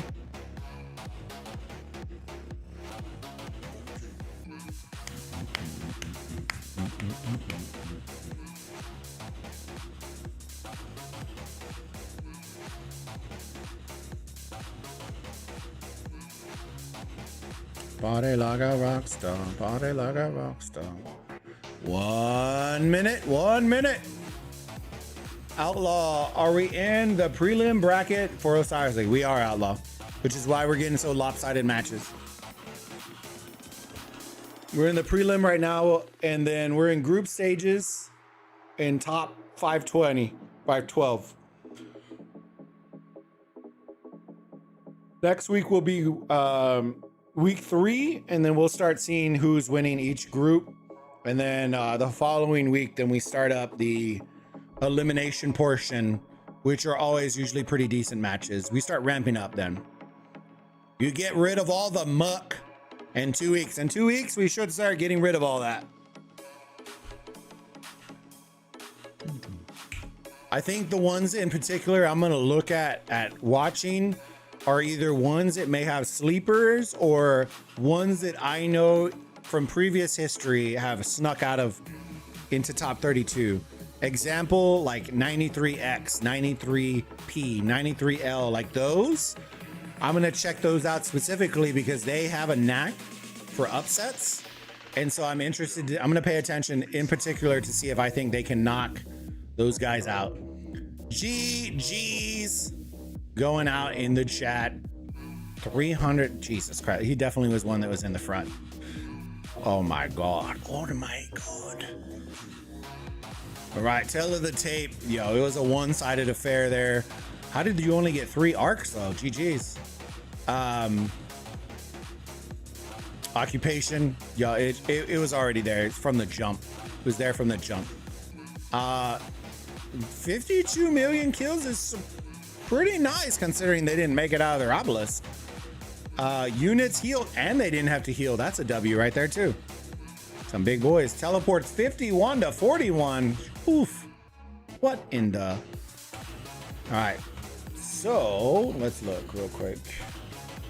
We are going down here. Osiris League. So schedule. This is us.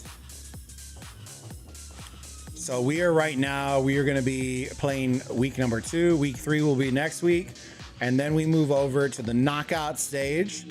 If you're wondering how this usually lines up, history has shown, unless they change it, history has shown usually it's A versus B and then C versus D. So you will see A1, B1, C1, D1, and then it advances.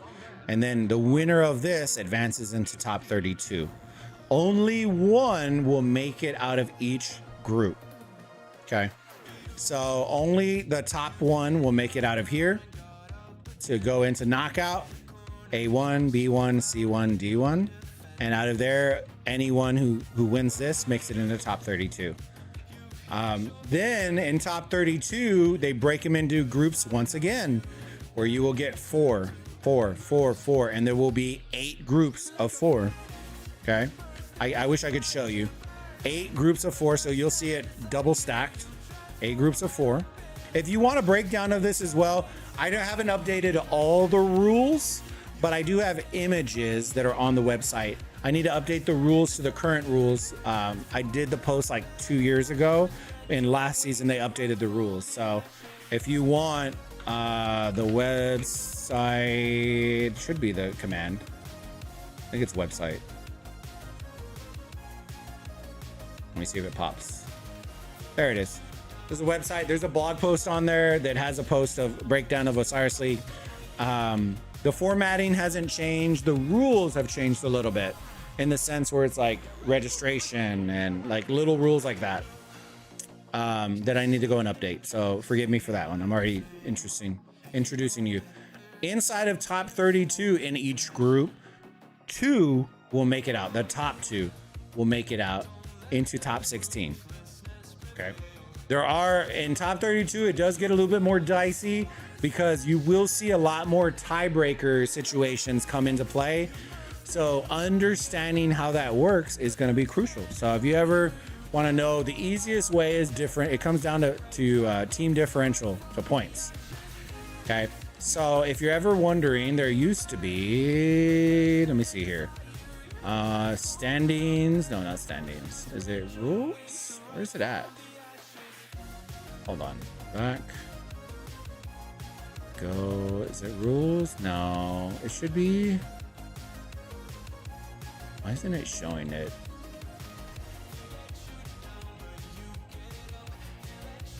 It's not this one, bro. Was it under events? I think it was under here. Where you used to be able to see the standings. I think maybe it opens up at top 32.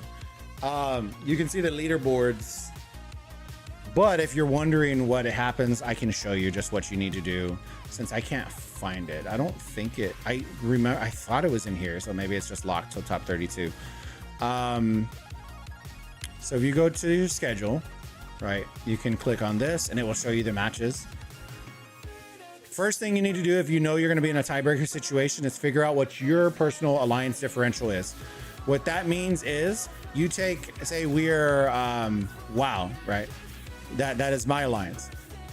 I'm going to take our score, and if we won, we are going to deduct. Well, we won, so we are going to take a positive net of 89 of hold on. Yeah, we're going to take a positive net of what our number is minus what they scored. So you deduct that. So in this example, it'd be 89,452, something like that. That is we are net positive that number. Okay. If you were in 32 TL, you are taking a net negative of 89,000 of that. Okay. And so then we come into week 2, right? We won again. They scored 0. So our net positive for this week is 89,471 since they didn't score anything. You add that on top of whatever your net positive or minus was, subtraction, whatever it is, if you're in positive in this situation. So now we'd be at 170,000 net positive, okay? Because we haven't lost, okay? And in this situation, right, we did with 32L, they were net negative 89,000. They lost again this week by 83,000. So that they are now net negative 160,000 score. The reason this comes into play is if you ever get situations where you are, like in this instance, maybe not in the 2-2, right? If this was 2-2-1-1 and they needed to determine a group winner, that's how you're determining the group winner. So the reason that's important is if you can blow out a match, you blow it out. Because if it comes down to tiebreakers, matches like this, right, where they scored and your net positive is only 60 instead of 100, it could hurt, right? So that's something to keep in mind. If you ever need me to break it down, I know it's a little confusing because I can't show you because there aren't a lot of split brackets right now. They're all 2-1-1 or 2-1, you know, there's not a ton of them. 2-2, okay, so are they playing each other next week? Let me see. 39. If they're playing opposites, we could potentially see. Let me see. All right, hold on. Who's it? 39, M31. Okay, so there won't be a double. They're going to play each other, so whoever wins next week will win out. But there are situations you will see where it's 2-2-2-0, and then that becomes where you will see a tiebreaker to see who's going to win. And you will see that in top 32 at least once. It will happen. So understanding how that works is very important because there are instances, I will tell you, in history where a team who lost their week 3 match, but because they had such a large differential and positive, ended up advancing through over the team that beat them. So just keep that in mind. It's never just who wins. It's about your differential if it comes down to tiebreakers. All right, team. Let me see. I would hate ending a stream with this many beautiful people and then not trying to send it to somebody. Let me see. If y'all haven't already and enjoyed the stream, like I said, make sure if y'all haven't already, smash that like button, sub to the channel so you get notified, hit that bell icon, hop on our Discord. The link's in our description down below. It's also in the live chat. And we are going to be back later. I need to go grab some lunch. Let me see real quick.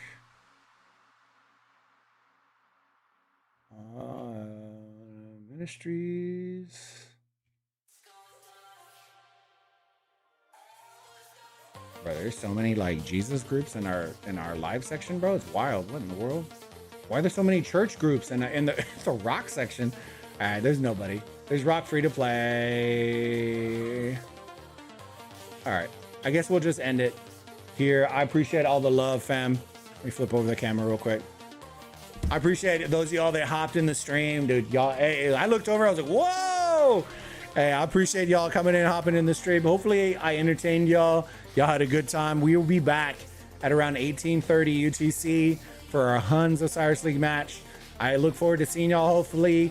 And yeah, we are going to be, banging out the content as Osiris League continues to grind. Hopefully we get some fights coming in on the 4028 KVK and continue going through there. 2481 will be loading in and registering for SOC KVK soon. So we should have more coming to y'all. So I don't want to lose y'all.